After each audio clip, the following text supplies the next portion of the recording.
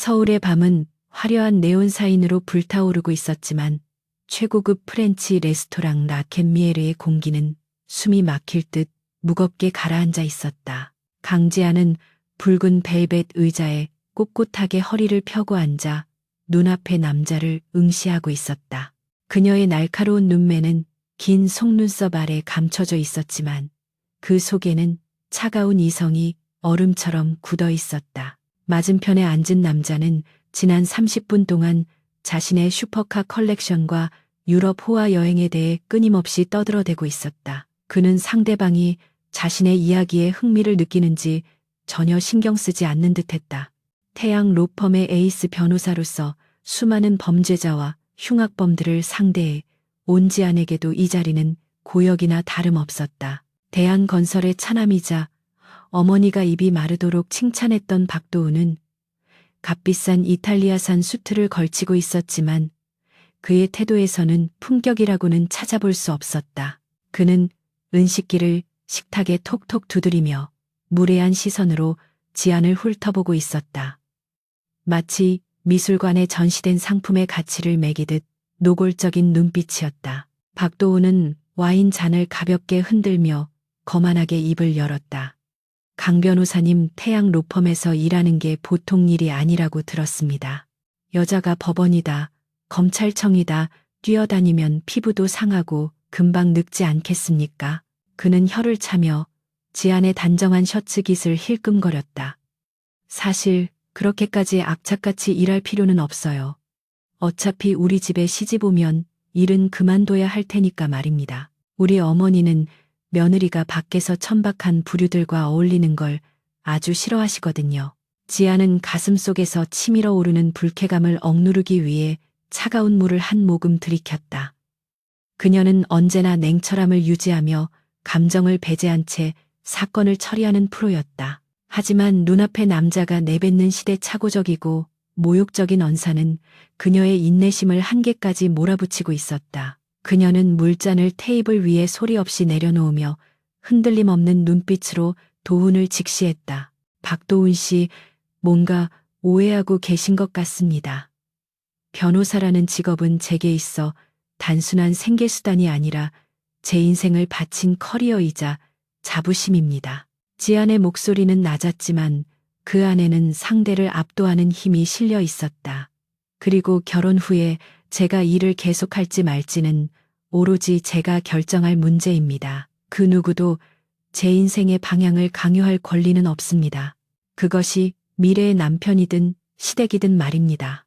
박도우는 지안의 단호한 반박에 잠시 당황한 듯 눈을 깜빡였다. 감히 자신의 말에 토를 다는 여자는 처음이라는 듯한 표정이었다. 하지만 곧 그는 상황을 재미있다는 듯 크게 웃음을 터뜨렸다. 그의 경박한 웃음소리가 조용한 레스토랑 안에 울려 퍼지자 주변 테이블의 손님들이 눈살을 찌푸리며 돌아보았다. 도우는 지안의 태도를 그저 길들여지지 않은 고양이의 귀여운 반항 정도로 치부하는 듯했다. 성격이 아주 대단하시네요. 저는 이렇게 가시가 있는 여자가 더 매력적이더라고요. 정복하는 맛이 있지 않습니까? 그는 비릿한 미소를 지으며 손가락을 튕겨 웨이터를 불렀다. 앳된 얼굴의 남자 직원이 황급히 다가와 와인 병을 들었다. 도훈의 위압적인 태도 때문인지 직원의 손끝이 미세하게 떨리고 있었다. 그 순간 붉은 와인 몇 방울이 새하얀 식탁보 위로 떨어지며 선명한 핏자국 같은 얼룩을 남겼다. 순식간에 테이블 주변의 공기가 얼어붙었다. 박도우는 들고 있던 포크를 테이블 위로 거칠게 내던지며 자리에서 벌떡 일어났다. 쨍그랑하는 날카로운 금속음이 정적을 깼다. 그의 얼굴은 순식간에 붉게 달아올랐고 눈에는 광기 어린 분노가 서렸다. 그는 떨고 있는 직원을 향해 삿대질을 하며 고래고래 소리를 지르기 시작했다. 너 눈이 삐었어. 이 식탁보가 내놈 1년치 월급보다 비싸다는 거 몰라. 도훈의 고함 소리가 레스토랑 전체를 뒤흔들었다. 지배인 당장 나오라고 해. 어디서 이런 무능한 놈을 써서 내 기분을 망치게 하는 거야. 당장 이 자식 해고시켜. 내 눈앞에서 치워버리라고. 그의 폭언은 멈출 줄 모르고 이어졌고 직원은 사색이 되어 허리를 굽히며 연신 죄송하다는 말만 반복했다. 하지만 도훈의 분노는 사과로 가라앉지 않았다. 그는 급기야 손을 들어 직원의 멱살을 잡으려 했다. 폭력이 발생하기 직전에 일촉즉발 상황이었다. 그때 가늘지만 강인한 힘을 가진 손이 도훈의 손목을 낚아챘다. 어느새 자리에서 일어난 강지안이었다. 그녀의 눈빛은 법정에서 피고인을 신문할 때보다 더 차갑고 날카롭게 빛나고 있었다. 그만하시죠, 박도훈 씨. 지안의 목소리는 크지 않았지만 좌중을 압도하는 카리스마가 있었다. 공공장소에서의 소란 행위와 타인에 대한 명예훼손 및 폭행 미수는 법적으로 처벌받을 수 있습니다. 지금 당신은 스스로의 품격을 바닥까지 떨어뜨리고 있습니다. 저 직원분을 놓아주세요. 그리고 문명인답게 행동하십시오. 박도훈은 자신의 손목을 잡고 있는 여자를 믿을 수 없다는 듯 쳐다보았다. 감히 여자가, 그것도 자신이 선택해 주려고 했던 여자가 자신을 가로막고 훈계하다니 있을 수 없는 일이었다. 그는 거칠게 지안의 손을 뿌리쳤다. 비틀거리는 직원 대신 지안을 노려보는 그의 눈빛에는 살기가 등등했다. 그는 옷매무새를 신경질적으로 고치며 지안에게 한 걸음 다가섰다. 강 변호사, 지금 나를 가르치려 드는 거야. 도훈이 이를 갈며 으르렁거렸다. 주제 파악 좀 하시지. 당신은 그저 월급쟁이 변호사일 뿐이고 나는 이 레스토랑의 VIP이자 당신이 평생 만져보지도 못할 돈을 가진 사람이야. 이 사회는 돈이 곧 법이고 권력이야. 알량한 법전 몇 줄 외웠다고 나한테 대들 생각하지 마. 지아는 한치의 물러섬도 없이 고개를 들어 도훈의 눈을 똑바로 응시했다. 그녀의 흔들림 없는 태도는 도훈을 더욱 불안하고 화나게 만들었다. 지아는 법조계에 몸담으면서 돈이면 다 해결된다고 믿는 졸부들을 수도 없이 봐왔다. 그들은 자신의 죄를 돈으로 덮으려 하고 힘없는 사람들을 짓밟는 것을 당연하게 여겼다. 눈앞의 이 남자도 그들과 다를 바 없는 역겨운 부류였다. 박도훈 씨 하나는 맞고 하나는 틀렸습니다. 돈이 당신에게 껍데기뿐인 권력을 쥐어줄 수는 있겠죠. 하지만 그 돈으로 인격과 타인의 존경심까지 살 수는 없습니다. 지안의 입가에 싸늘한 조소가 걸렸다.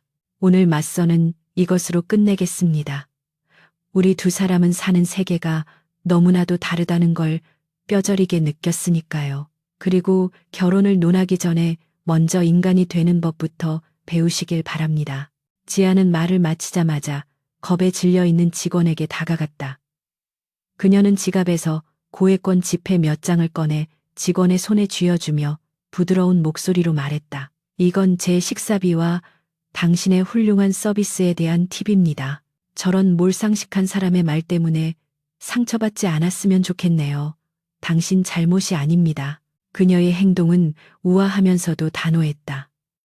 주변에서 지켜보던 손님들 사이에서 작은 탄성이 흘러나왔다. 지아는 핸드백을 챙겨들고 뒤도 돌아보지 않은 채 레스토랑 출구를 향해 걸어갔다. 또각또각 대리석 바닥을 울리는 그녀의 구두 소리는 당당했고 거침이 없었다. 그녀는 오늘 이 행동으로 인해 집안이 뒤집어지고 회사 생활이 피곤해질 수도 있다는 것을 알았지만 후회는 없었다. 박도훈은 멍하니 서서 멀어지는 지안의 뒷모습을 바라보았다. 수치심과 모욕감으로 얼굴이 붉다 못해 검게 죽어 있었다. 주변 사람들의 수군거림과 조소 섞인 시선이 화살처럼 그에게 꽂혔다. 태어나서 단 한 번도 이런 취급을 받아본 적이 없는 그였다. 감히 일개 변호사 따위가 대기업 회장의 아들인 자신에게 망신을 주고 떠나다니 용서할 수 없었다. 강지안, 네가 감히 나를 이렇게 짓밟아. 박도훈은 주먹을 꽉 쥐었다. 이대로 끝낼 수는 없었다.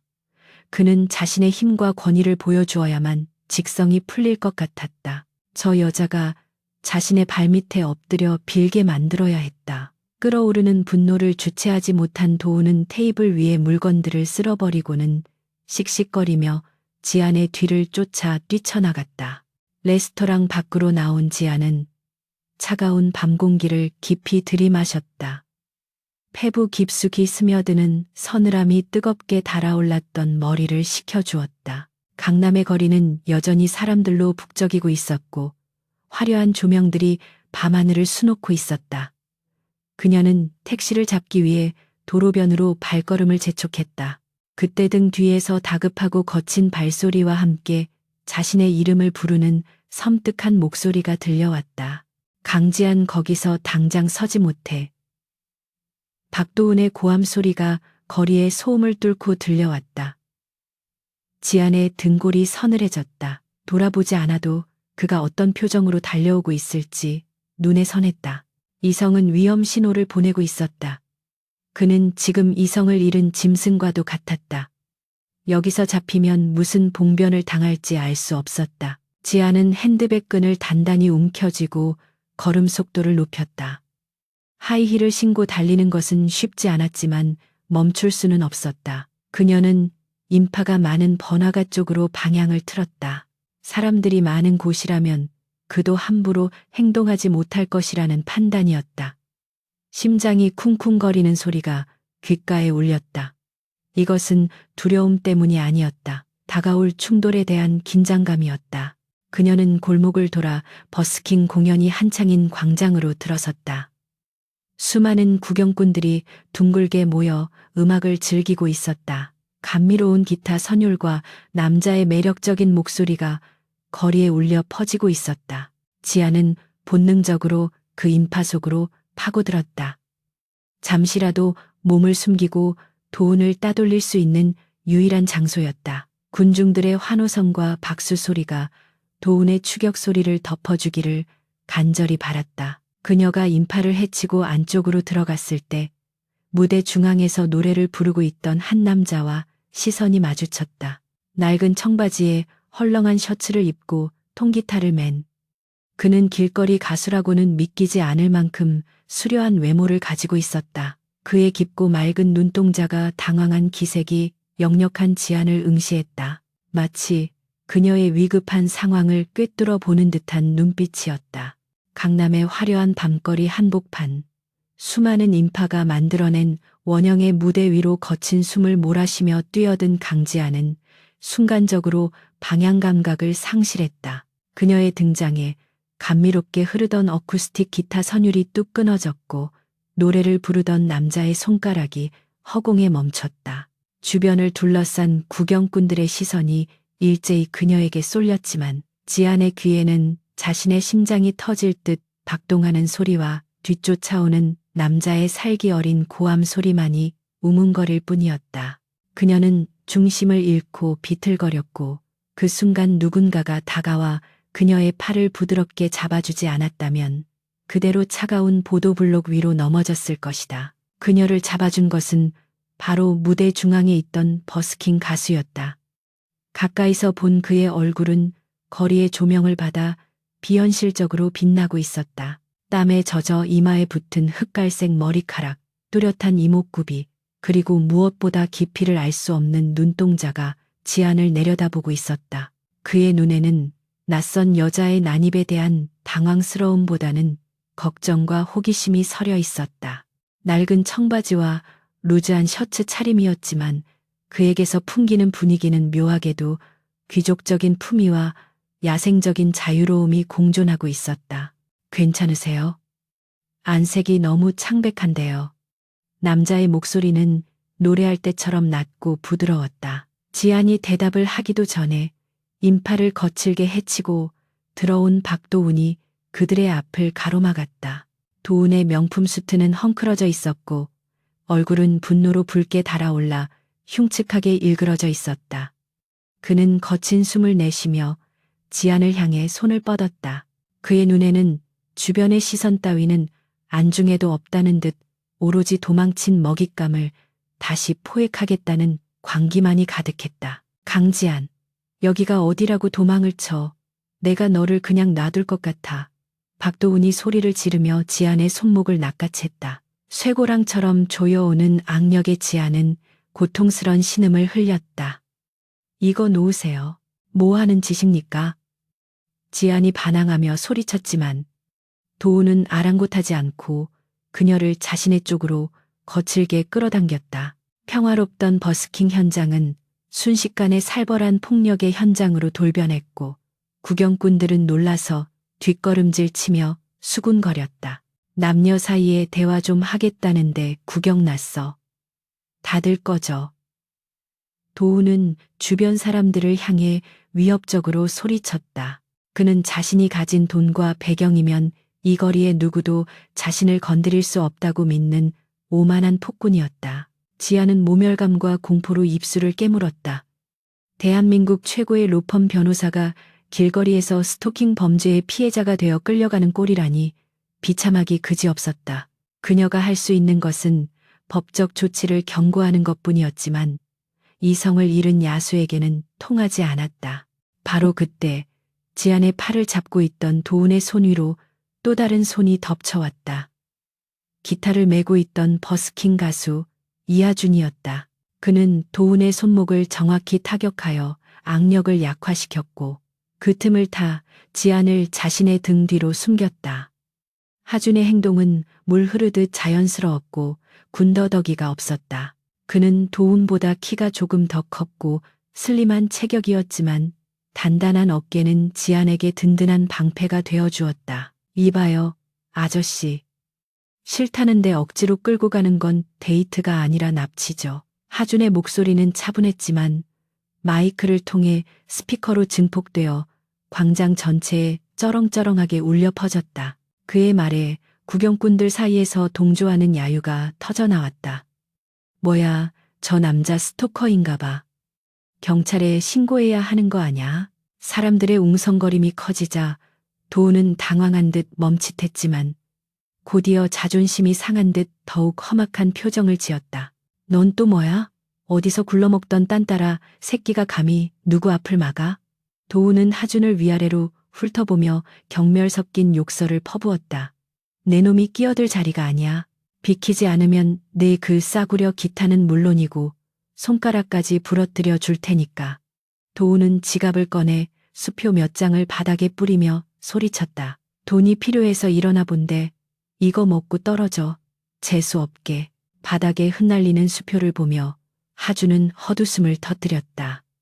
그는 천천히 허리를 굽혀 수표 한 장을 집어들었다. 도운의 입가에 비릿한 미소가 번지려는 찰나 하준은 그 수표를 구겨서 도운의 재킷 주머니에 쑤셔 넣었다. 돈은 당신이 더 필요한 것 같네요. 인성을 사는데 보태 쓰시죠.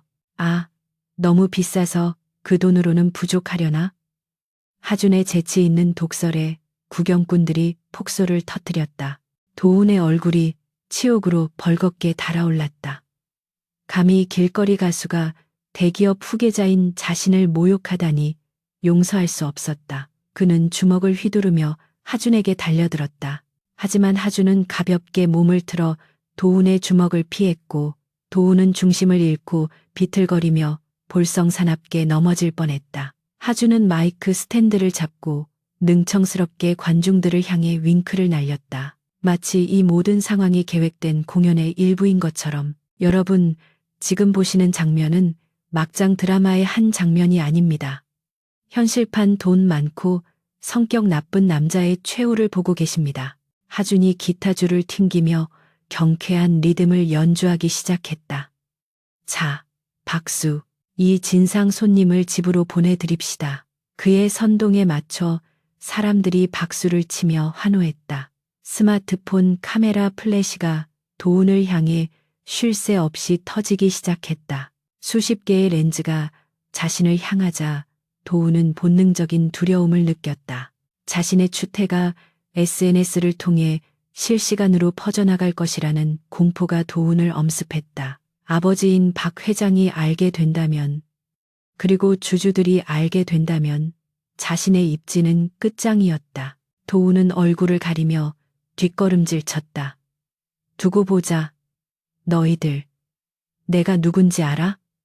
가만두지 않겠어. 그는 비겁한 패배자의 단골 대사를 남기고는 군중 속으로 도망치듯 사라졌다. 그의 뒷모습은 아까의 위세는 온데간데 없이 초라하기 짝이 없었다. 도운이 사라지자 긴장이 풀린 지안의 다리에 힘이 풀렸다. 그녀가 주저앉으려 하자 하준이 재빨리 기타를 내려놓고 그녀를 부축했다. 괜찮아요. 다친 데는 없습니까? 그의 따뜻한 손길이 차가워진 지안의 팔을 감쌌다. 지안은 고개를 들어 그를 바라보았다. 방금 전까지 능글맞게 도운을 요리하던 모습은 온데간데 없고 진지하고 걱정스러운 눈빛만이 남아 있었다. 감사합니다. 덕분에 살았어요. 지아는 떨리는 목소리로 겨우 대답했다. 하지만 안도감도 잠시 주변 사람들이 그들을 애워싸며 호기심 어린 눈빛으로 바라보고 있었다. 누군가는 여전히 영상을 찍고 있었고 웅성거림은 멈추지 않았다. 지아는 자신의 얼굴이 노출되는 것이 부담스러웠다. 그녀는 로펌의 변호사였고 이런 식의 가십거리로 소비되는 것은 직업적으로 치명적일 수 있었다. 하준은 지안의 난처한 표정을 읽은 듯 재킷을 벗어 그녀의 어깨에 덮어주며 얼굴을 가려주었다. 그리고는 사람들에게 정중하지만 단호하게 말했다. 공연은 여기까지입니다. 다들 즐거우셨다면 다음 기회에 뵙죠. 지금은 제 일행이 좀 쉬어야 해서요. 그는 자연스럽게 지안을 자신의 일행으로 지칭하며 사람들의 관심을 차단했다. 가시죠. 여기 계속 있으면 곤란할 것 같네요. 하준은 지안의 손을 잡고 인파가 적은 골목 쪽으로 이끌었다. 지안은 잠시 망설였지만 지금은 그를 따라가는 것 외에는 다른 방법이 없음을 깨달았다. 처음 보는 낯선 남자의 손이었지만 그 손에서 전해지는 온기는 이상하게도 큰 위로와 안정감을 주었다. 두 사람은 화려한 불빛이 닿지 않는 어두운 골목길로 빠르게 걸음을 옮겼다. 번화가의 소음이 잦아들고 인적이 드문 작은 공원 벤치에 도착해서야 두 사람은 멈춰섰다. 지아는 거친 숨을 고르며 벤치에 앉았고 하준은 근처 자판기에서 따뜻한 음료 2캔을 뽑아왔다. 이거라도 좀 드세요. 놀란 가슴 진정시키는데 도움이 될 겁니다. 그가 건넨 캔커피는 따뜻했다. 지아는 떨리는 손으로 캔을 받아 들고 한 모금 마셨다. 달콤하고 따뜻한 액체가 목을 타고 넘어가자 긴장이 조금씩 풀리는 기분이 들었다. 아까는 정말 죄송했어요. 그리고 도와주셔서 감사합니다. 사례는 꼭 하겠습니다. 지아는 흐트러진 머리를 정리하며 정식으로 인사를 건넸다.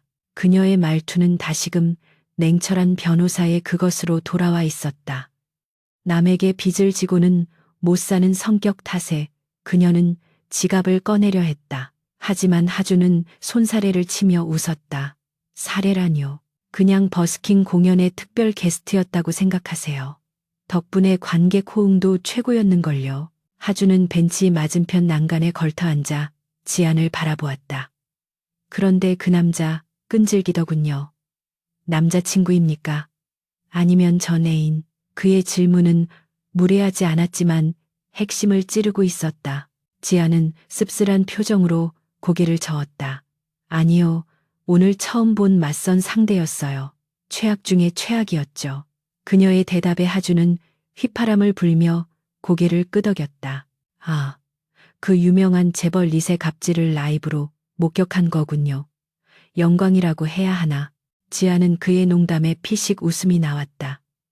오늘 하루 종일 팽팽하게 당겨져 있던 신경줄이 조금 느슨해지는 느낌이었다. 그녀는 처음으로 하준의 얼굴을 제대로 뜯어보았다. 거리의 악사라고 하기에는 지나치게 귀티가 흐르는 외모, 그리고 자신감 넘치는 태도.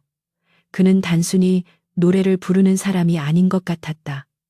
그런데 아까 그 사람 대하는 태도가 예사롭지 않던데요. 보통 사람은 그 정도 협박이면 겁을 먹었을 텐데 저야 뭐 잃을 게 없는 사람이니까요. 하준은 어깨를 으쓱하며 대수롭지 않게 말했다. 그리고 그런 종류의 인간들은 강하게 나가면 오히려 꼬리를 내리는 법이죠. 겉만 번지르르하지 속은 겁쟁이들이거든요. 그의 말 속에는 묘한 통찰력이 담겨 있었다. 마치 그들의 생리를 아주 잘 알고 있는 사람처럼. 지아는 그에게서 설명할 수 없는 호기심을 느꼈다. 저는 강지안이라고 합니다. 지아는 잠시 망설이다가 자신의 이름을 밝혔다. 보통 낯선 사람에게, 그것도 길거리에서 만난 남자에게 신분을 밝히는 일은 없었지만 오늘은 예외였다. 그는 자신의 구세주였으니까. 로펌 태양 소속 변호사예요. 혹시 나중에 법적인 문제가 생기거나 도움이 필요하면 연락 주세요. 아까 그 일로 그쪽이 곤란해질 수도 있으니까요. 그녀는 명함 한 장을 꺼내 그에게 건넸다. 하주는 명함을 받아들고 흥미롭다는 듯 들여다보았다. 강지한 변호사님이라.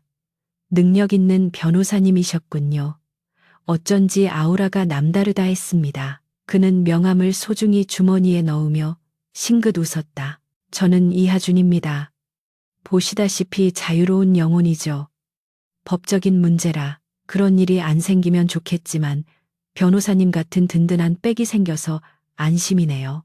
두 사람 사이에 잠시 침묵이 흘렀지만 그것은 어색함보다는 묘한 편안함에 가까웠다. 지아는 오늘 밤의 악몽 같은 시간이 이 남자 덕분에 조금은 특별한 추억으로 바뀐 것 같다는 생각이 들었다. 하지만 그녀는 몰랐다.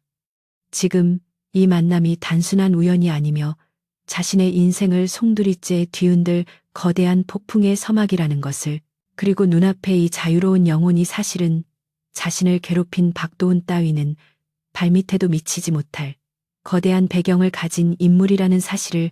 그때 지안의 핸드폰이 요란하게 울리기 시작했다. 화면에 뜬 이름은 어머니였다. 지안은 현실로 돌아왔음을 깨닫고 깊은 한숨을 내쉬었다. 이제 가봐야겠네요. 오늘 정말 고마웠습니다. 그녀는 자리에서 일어났다. 하주는 그녀를 붙잡지 않고 그저 고개를 끄덕였다. 조심해서 가세요. 그리고 다음번에는 더 좋은 곳에서 더 좋은 음악으로 만나면 좋겠네요. 맞선 상대 말고 관객으로요. 지아는 택시를 잡아타고 떠났고 하주는 멀어지는 택시의 미등을 오랫동안 바라보았다. 그는 주머니에서 진동하는 자신의 전용 스마트폰을 꺼냈다. 화면에는 김비서 실장이라는 발신자 이름이 떠 있었다. 그의 표정은 방금 전의 장난기 어린 모습에서 차갑고 지적인 경영자의 모습으로 순식간에 바뀌었다. 네, 김 실장님. 보고는 받았습니다. 대한건설 박도훈 이사. 그 친구 뒷조사 좀 제대로 시작하죠. 내 무대를 망친 대가를 치르게 해야지. 다음 날 아침, 강지아는 지끈거리는 두통과 함께 잠에서 깨어났다. 어젯밤의 사건은 꿈이 아니었다. 침대 옆 협탁에 놓인 핸드폰은 어머니가 보낸 수십 통의 부재중 전화와 맹렬한 비난이 담긴 문자 메시지들로 인해 쉴 새 없이 진동하고 있었다.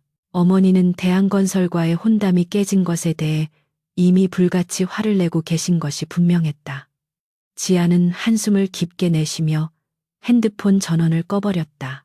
지금 그녀에게 필요한 것은 가족의 히스테리가 아니라 앞으로 닥쳐올 폭풍에 대비할 냉철한 이성이었다. 그녀는 평소보다 더욱 꼼꼼하게 메이크업을 하고 가장 아끼는 짙은 네이비색 정장을 갖춰 입었다. 거울 속에 비친 그녀의 모습은 전장에 나가는 장수처럼 비장해 보였다. 법무법인 태양의 로비에 들어서자마자 그녀는 평소와는 다른 공기의 흐름을 감지했다. 동료 변호사들과 직원들이 그녀를 힐끔거리고 수군대다가 그녀와 눈이 마주치면 황급히 시선을 피하는 모습이 역력했다. 소문은 빛보다 빠르게 퍼져나가고 있었다. 사무실 자리에 앉기도 전에 대표 변호사 최승연의 호출이 있었다. 최 대표는 평소 지안의 능력을 높이 평가해 주던 상사였지만 오늘 그의 표정은 시베리아 벌판처럼 차가웠다. 넓은 집무실 안에는 무거운 침묵만이 감돌았고 최 대표는 창밖을 응시한 채 지안에게 눈길조차 주지 않았다. 책상 위에는 대한건설과의 법률, 자문 계약서가 덩그러니 놓여 있었다. 그것은 마치 지안에게 내려진 사형 선고문처럼 보였다. 강 변호사, 자네 도대체 어젯밤에 무슨 짓을 한 건가? 최 대표가 천천히 의자를 돌려 지안을 노려보며 물었다. 오늘 아침 일찍 대한건설 비서실장에게서 연락이 왔네. 자네를 당장 해고하지 않으면 우리 로펌과의 모든 계약을 끊겠다고 하더군. 게다가 업계에 우리 로펌에 대한 안 좋은 소문을 퍼뜨리겠다는 협박까지 덧붙여서 말이야. 그의 목소리는 낮았지만 분노로 떨리고 있었다. 지아는 흔들림 없는 자세로 서서 또렷하게 대답했다. 저는 제 존엄성을 지켰을 뿐입니다. 박도훈 이사는 저와 식당 직원에게 입에 담지 못할 폭언과 모욕을 주었습니다. 변호사로서, 그리고 인간으로서 그런 부당한 대우를 묵과할 수 없었습니다. 그녀는 구차하게 변명하지 않았다. 그녀의 행동은 정당방위였고 잘못된 것은 박도훈의 인격이었다. 하지만 최 대표는 지안의 말을 콧방귀로 날려버렸다. 존엄성? 정의? 자네 아직 로스쿨 학생인 줄 아나? 여기는 비즈니스의 세계야. 자네의 그 알량한 자존심 때문에 우리 로펌은 연간 수백억 원의 수익을 날릴 위기에 처했네. 클라이언트가 왕이라는 기본도 모르는 건가? 그는 책상을 콱 내리치며 소리쳤다. 당장 박 이사를 찾아가서 무릎 꿇고 빌게. 용서를 받아내기 전에는 회사에 출근할 생각하지 마. 지아는 입술을 꽉 깨물었다. 예상은 했지만 현실은 훨씬 더 가혹했다. 자신이 몸담고 충성을 다해 일해온 조직이 옳고 그름을 따지기보다는 거대 자본의 횡포 앞에 무릎 꿇고 자신을 희생양으로 삼으려 하고 있었다. 그녀는 실망감과 배신감에 가슴이 먹먹해졌지만 여기서 눈물을 보일 수는 없었다. 그것은 박도훈이 원하는 대로 그녀가 무너지는 꼴을 보여주는 것이기 때문이었다. 대표님, 제가 잘못한 것이 없는데 사과할 수는 없습니다. 지아는 마지막 힘을 짜내어 거부 의사를 밝혔다. 부당한 지시에 따를 수 없으며 만약 이를 이유로 해고하신다면 저 또한 법적 대응을 불사하겠습니다. 그녀는 정중하게 목례를 하고 뒤도 돌아보지 않은 채 대표실을 걸어 나왔다. 등 뒤에서 최 대표의 고함 소리가 들려왔지만 그녀는 멈추지 않았다. 사무실을 나온 지아는 자신의 차에 올라타서야 참았던 숨을 몰아쉬었다. 손이 미세하게 떨리고 있었다. 태양 로펌은 그녀가 20대 전체를 바쳐 이룩한 성과이자 자부심이었다. 하지만 그 모든 것이 한순간에 무너져 내리고 있었다. 그녀는 핸들을 꽉 쥐며 억울함에 치를 떨었다. 이대로 물러날 수는 없었다.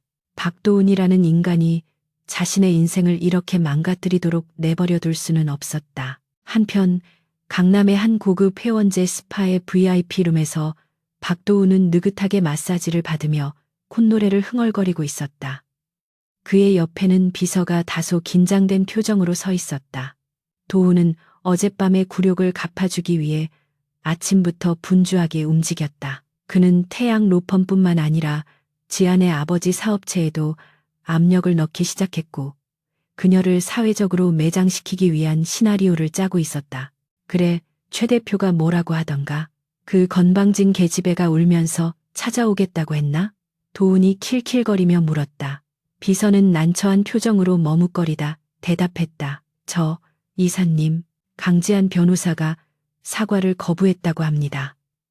오히려 법적 대응을 하겠다고 나왔다고. 비서의 말이 끝나기도 전에 도훈은 벌떡 일어나 옆에 있던 아로마 오일병을 벽으로 집어던졌다. 뭐라고? 감히 그딴 식으로 나온단 말이지. 도훈의 얼굴이 다시 붉게 달아올랐다. 아직 상황 파악이 안 되나 보군. 좋아, 끝까지 가보자 이거지. 내 눈앞에서 피눈물을 흘리며 살려달라고 빌 때까지 밟아주겠어. 도훈의 눈빛은 광기에 휩싸여 번들거렸다. 그는 지안이 가진 모든 것을 하나씩 빼앗고 파괴하는 게임을 즐기기로 마음먹었다. 도훈은 비서에게 새로운 지시를 내렸다. 강지안의 뒷조사를 더 철저히 해. 털어서 먼지 안 나오는 사람 없으니까. 그리고 어제 그 거리에서 설치던 딴따라 놈도 찾아내. 감히 내 몸에 손을 댄 대가가 얼마나 혹독한지 알려줘야지. 그는 어젯밤 하준이 자신에게 준 모욕을 잊지 않고 있었다. 지안을 처리한 다음 순서는 바로 그 건방진 버스킹 가수였다. 같은 시각 지안은 집으로 돌아가는 대신 근처에 24시간 스터디 카페에 개인실로 향했다. 그녀는 지금 감정적으로 무너져 있을 시간이 없었다. 상대는 대한민국 굴지의 건설 재벌이었다.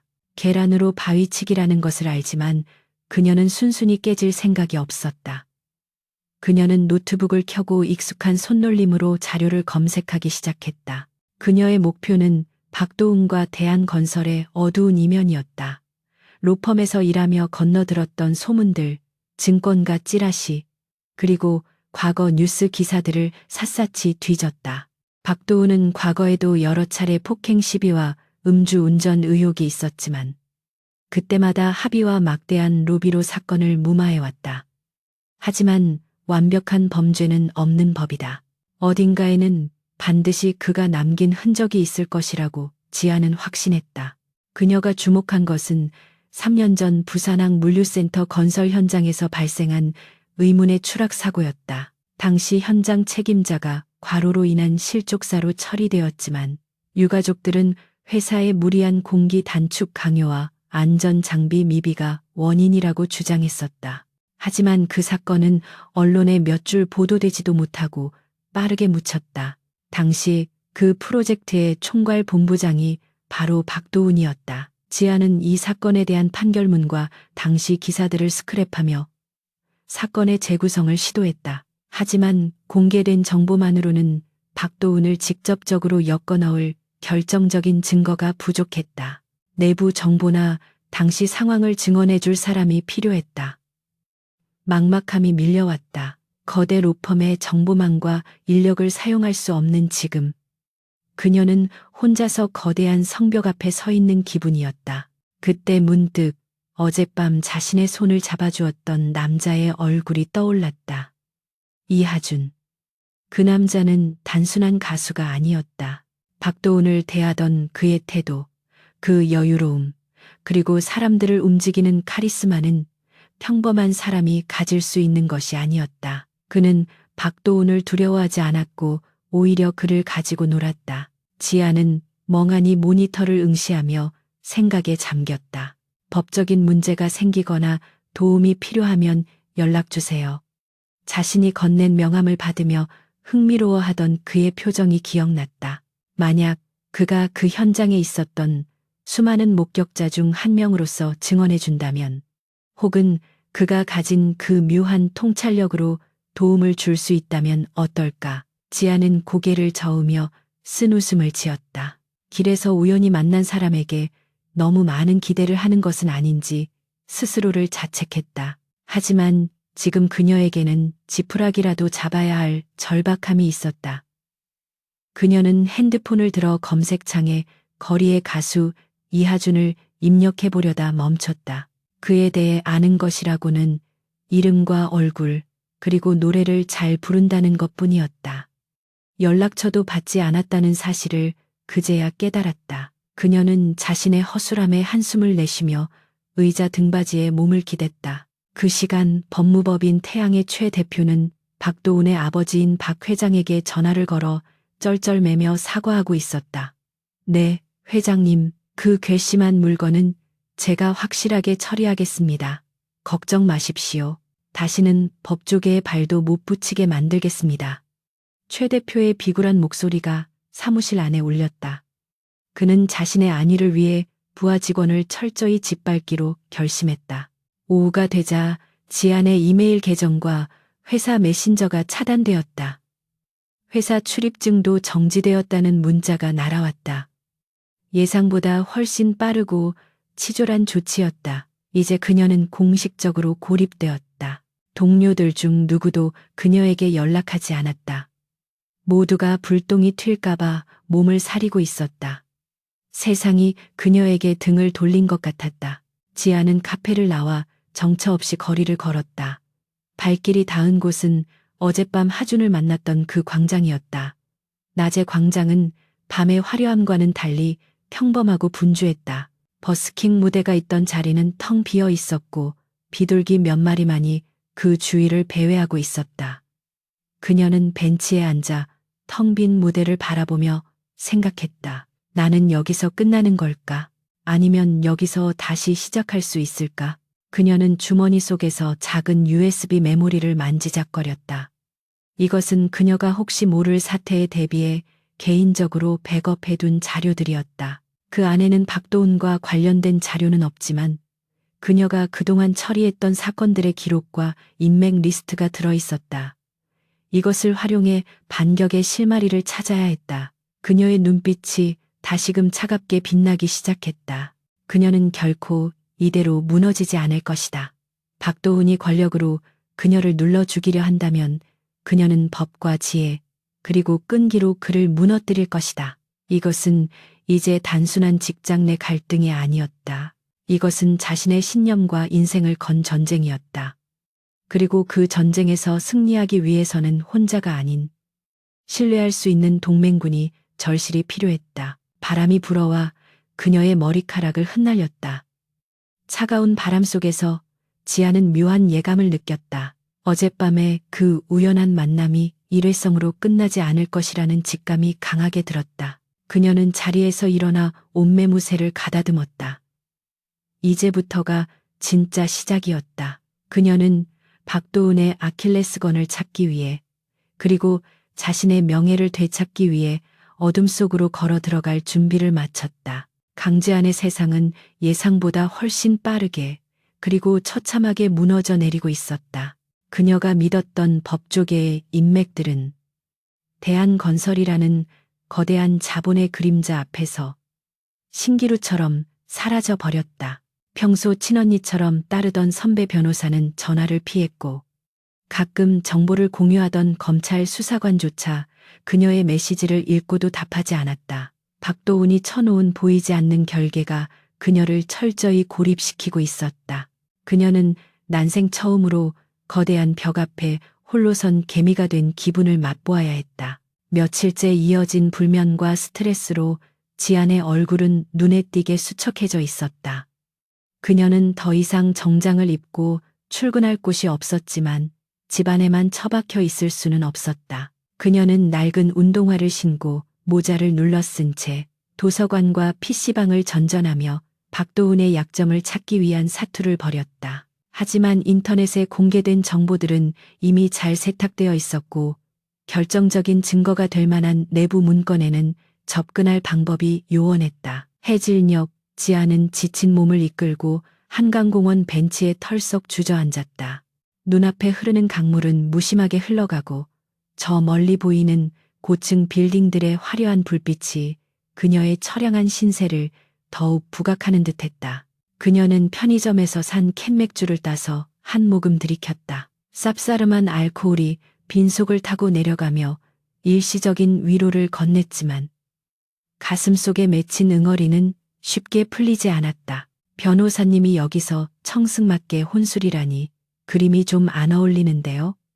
익숙하고 부드러운 목소리가 들려왔다. 지안이 고개를 돌리자 며칠 전 거리에서 만났던 이하준이 서 있었다. 그는 버스킹 때와는 달리 깔끔한 검은색 후드티에 조거 팬츠를 입고 있었고 손에는 편의점 봉투가 들려 있었다. 우연이라고 하기에는 너무나 절묘한 타이밍이었다. 지아는 놀라움과 반가움이 섞인 눈빛으로 그를 쳐다보았다. 이하준 씨, 여긴 웬일이에요? 지안이 얼떨떨하게 물었다. 하준은 자연스럽게 그녀의 옆자리에 앉으며 봉투에서 맥주 한 캔과 마른 안주를 꺼냈다. 그냥요. 바람도 쐴 겸 노래 연습도 할 겸 나왔다가 익숙한 뒷모습이 보이길래 와봤죠. 그런데 표정이 영 안 좋으시네요. 그 재벌 2세가 아직도 괴롭히나 보죠? 그는 아무렇지 않게 캔 뚜껑을 따며 물었다. 지아는 쓴 웃음을 지으며 고개를 끄덕였다. 괴롭히는 수준이 아니에요. 아예 제 인생을 송두리째 뽑아버리려고 작정한 것 같네요. 회사에선 잘렸고 업계에선 매장당할 위기예요. 제가 너무 무모했나 봐요. 계란으로 바위치기라는 말이 괜히 있는 게 아닌가 봅니다. 그녀는 자주 섞인 목소리로 중얼거렸다. 누구에게도 털어놓지 못한 약한 소리가 낯선 남자 앞에서 툭 튀어나왔다. 하주는 말없이 맥주를 마시며 강 건너편을 응시했다. 그의 옆모습은 진지했고 어딘가 모르게 깊은 생각에 잠겨 있는 듯했다. 계란으로 바위를 치면 계란은 깨지지만 그 흔적은 바위에 남죠. 그리고 그 바위가 사실은 썩어서 속이 텅 빈 가짜 바위라면 계란 하나로도 충분히 무너뜨릴 수 있을지 모릅니다. 그의 말은 단순한 위로가 아닌 확신에 찬 예언처럼 들렸다. 지아는 의아한 표정으로 그를 바라보았다. 무슨 뜻이에요? 박도훈이 가짜 바위라니. 하주는 천천히 고개를 돌려 지안과 눈을 맞췄다. 그의 눈빛은 장난기라곤 찾아볼 수 없을 만큼 날카롭게 빛나고 있었다. 강 변호사님, 혹시 3년 전 부산 물류센터 사고에 대해 조사하고 계시죠? 박도훈이 본부장으로 있을 때 덮었던 그 사건 말입니다. 지안의 눈이 휘둥그레졌다. 그녀가 그 사건을 조사하고 있다는 사실은 아무에게도 말하지 않았었다. 도서관 구석에서 혼자 몰래 찾아본 것이 전부였다. 당신, 그걸 어떻게 알죠? 당신 대체 정체가 뭐예요? 단순한 가수는 아니죠? 지안의 목소리에 경계심이 서렸다. 혹시 박도훈이 보낸 사람일지도 모른다는 의심이 스쳤다. 하주는 피식 웃으며 손사래를 쳤다. 워워, 진정하세요. 저는 그저 세상 돌아가는 일에 관심이 많은 정보통 정도라고 해두죠. 거리에서 노래하다 보면 별의별 사람들을 다 만나고 별의별 이야기를 다 듣게 되거든요. 그는 잠시 뜸을 들이다가 목소리를 낮춰 은밀하게 속삭였다. 그리고 박도훈 같은 쓰레기가 잘 되는 꼴을 못 보는 성격이라서요. 그는 주머니에서 꼬깃꼬깃 접힌 메모지 한 장을 꺼내 지안에게 건넸다. 이거 도움이 될지 모르겠지만 한번 알아보세요. 블루스톤 홀딩스, 홍콩에 등록된 투자회사인데 겉으로는 평범해 보이지만 실소유주가 아주 흥미로운 인물입니다. 지아는 떨리는 손으로 메모지를 받아들었다. 블루스톤 홀딩스, 처음 들어보는 이름이었다. 이 회사가 부산 물류센터 시공 당시 안전점검을 담당했던 하청업체와 거액의 컨설팅 계약을 맺었어요. 그리고 그 돈은 세탁되어 누군가의 비자금 계좌로 들어갔죠. 그 자금이 사고 무마용 합의금과 언론 입마금 비용으로 쓰였을 가능성이 아주 높습니다. 하준의 설명은 구체적이고 전문적이었다. 단순한 뜬소문이라고 하기에는 너무나 정교한 퍼즐 조각이었다. 지아는 메모지와 하준을 번갈아 보며 혼란스러움을 느꼈다. 이 남자는 도대체 어디서 이런 고급 정보를 얻은 것일까? 왜 저를 도와주는 거죠? 이건 위험한 일이에요. 박도훈이 알게 되면 당신까지 다칠 수 있어요. 지아는 그를 걱정하면서도 동시에 그가 내민 손길을 거부할 수 없는 자신의 처지가 안타까웠다. 하주는 어깨를 으쓱했다. 말했잖아요. 저는 잃을 게 없는 사람이라고. 그리고 제 공연을 망친 대가는 받아야죠. 그는 장난스럽게 웃었지만 그 웃음 뒤에는 단단한 결의가 느껴졌다. 혼자 싸우기 힘들면 동업자라고 생각해요. 저는 정보를 제공하고 변호사님은 법을 다루고 꽤 괜찮은 팀이 될 것 같지 않습니까? 지아는 잠시 침묵했다. 이성을 가진 변호사로서의 자아는 의심하라고 외치고 있었지만 직관은 그를 믿으라고 속삭였다. 무엇보다 지금 그녀에게는 선택지가 없었다. 그녀는 결심한 듯 고개를 끄덕였다. 좋아요. 하지만 조건이 있어요. 당신이 누구인지 정보를 어디서 얻는지 묻지 않을게요. 대신 우리가 함께 움직이는 동안 절대 위험한 단독 행동은 하지 말아요. 법적인 책임은 제가 지겠습니다. 거래 성립이네요. 하준이 캔맥주를 들어 건배를 제의했다. 지안도 자신의 캔을 들어 가볍게 부딪혔다. 쨍하는 청명한 금속음이 밤 공기를 갈랐다. 두 사람 사이에 보이지 않는 연대가 형성되는 순간이었다. 지아는 어둡고 막막했던 터널 끝에서 한 줄기 희미한 빛을 본 것 같았다. 다음 날부터 지안과 하준의 비밀스러운 공조 수사가 시작되었다. 지안의 오피스텔은 임시 작전 본부로 변했다. 하준은 낮에는 밖으로 돌아다니며 정보를 수집해왔고 밤에는 지안과 함께 자료를 분석했다. 놀랍게도 하준은 금융 흐름을 추적하는데 탁월한 능력을 발휘했다. 복잡하게 얽힌 페이퍼 컴퍼니들의 지분 구조를 한눈에 파악하고 의심스러운 자금 이동 경로를 귀신같이 찾아냈다. 여기 보세요. 블루스톤 홀딩스의 자금이 3년 전 사고 직후에 국내의 한 갤러리로 흘러 들어갔어요. 그림 구매 대금 명목인데 그 갤러리 관장이 박도훈의 이모입니다. 하준이 모니터를 가리키며 설명했다. 지아는 탄성을 내뱉었다. 자금 세탁의 전형적인 수법이네요. 갤러리를 통해 뇌물을 주고받거나 비자금을 조성하는. 지아는 하준의 능력에 감탄을 금치 못했다. 이하준 씨, 솔직히 말해봐요. 당신 전직이 뭐였어요? 회계사? 아니면 국정원 요원? 지안의 농담에 하준은 씩 웃으며 대답했다. 글쎄요. 그냥 숫자에 좀 밝은 편입니다. 악보 보는 거랑 재무제표 보는 거랑 리듬감은 비슷하거든요. 그는 여전히 자신의 정체를 명확히 밝히지 않았지만 지아는 더 이상 캐묻지 않았다. 한편 박도훈 측의 압박은 날이 갈수록 거세지고 있었다. 지안의 오피스텔 주변에는 수상한 남자들이 배회하기 시작했고 익명의 협박 편지가 우편함에 꽂히기도 했다. 더 파고들면 쥐도 새도 모르게 사라질 수 있다는 섬뜩한 경고 문구가 적혀 있었다. 지아는 두려움을 느꼈지만 하준이 곁에 있어 준 덕분에 버틸 수 있었다. 그는 귀가하는 지안을 항상 데려다 주었고 수상한 인기척이 느껴지면 기가 막히게 따돌렸다. 어느 날 밤 하준이 중요한 정보를 입수했다며 다급하게 들어왔다. 변호사님, 기회가 왔습니다.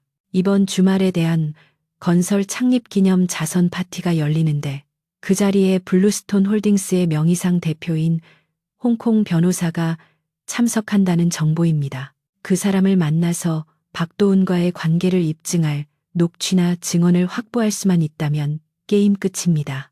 하지만 문제는 그 파티가 철저한 보안 속에 진행되는 VIP 행사라는 점이었다. 초대장 없이는 근처에도 갈 수 없었다.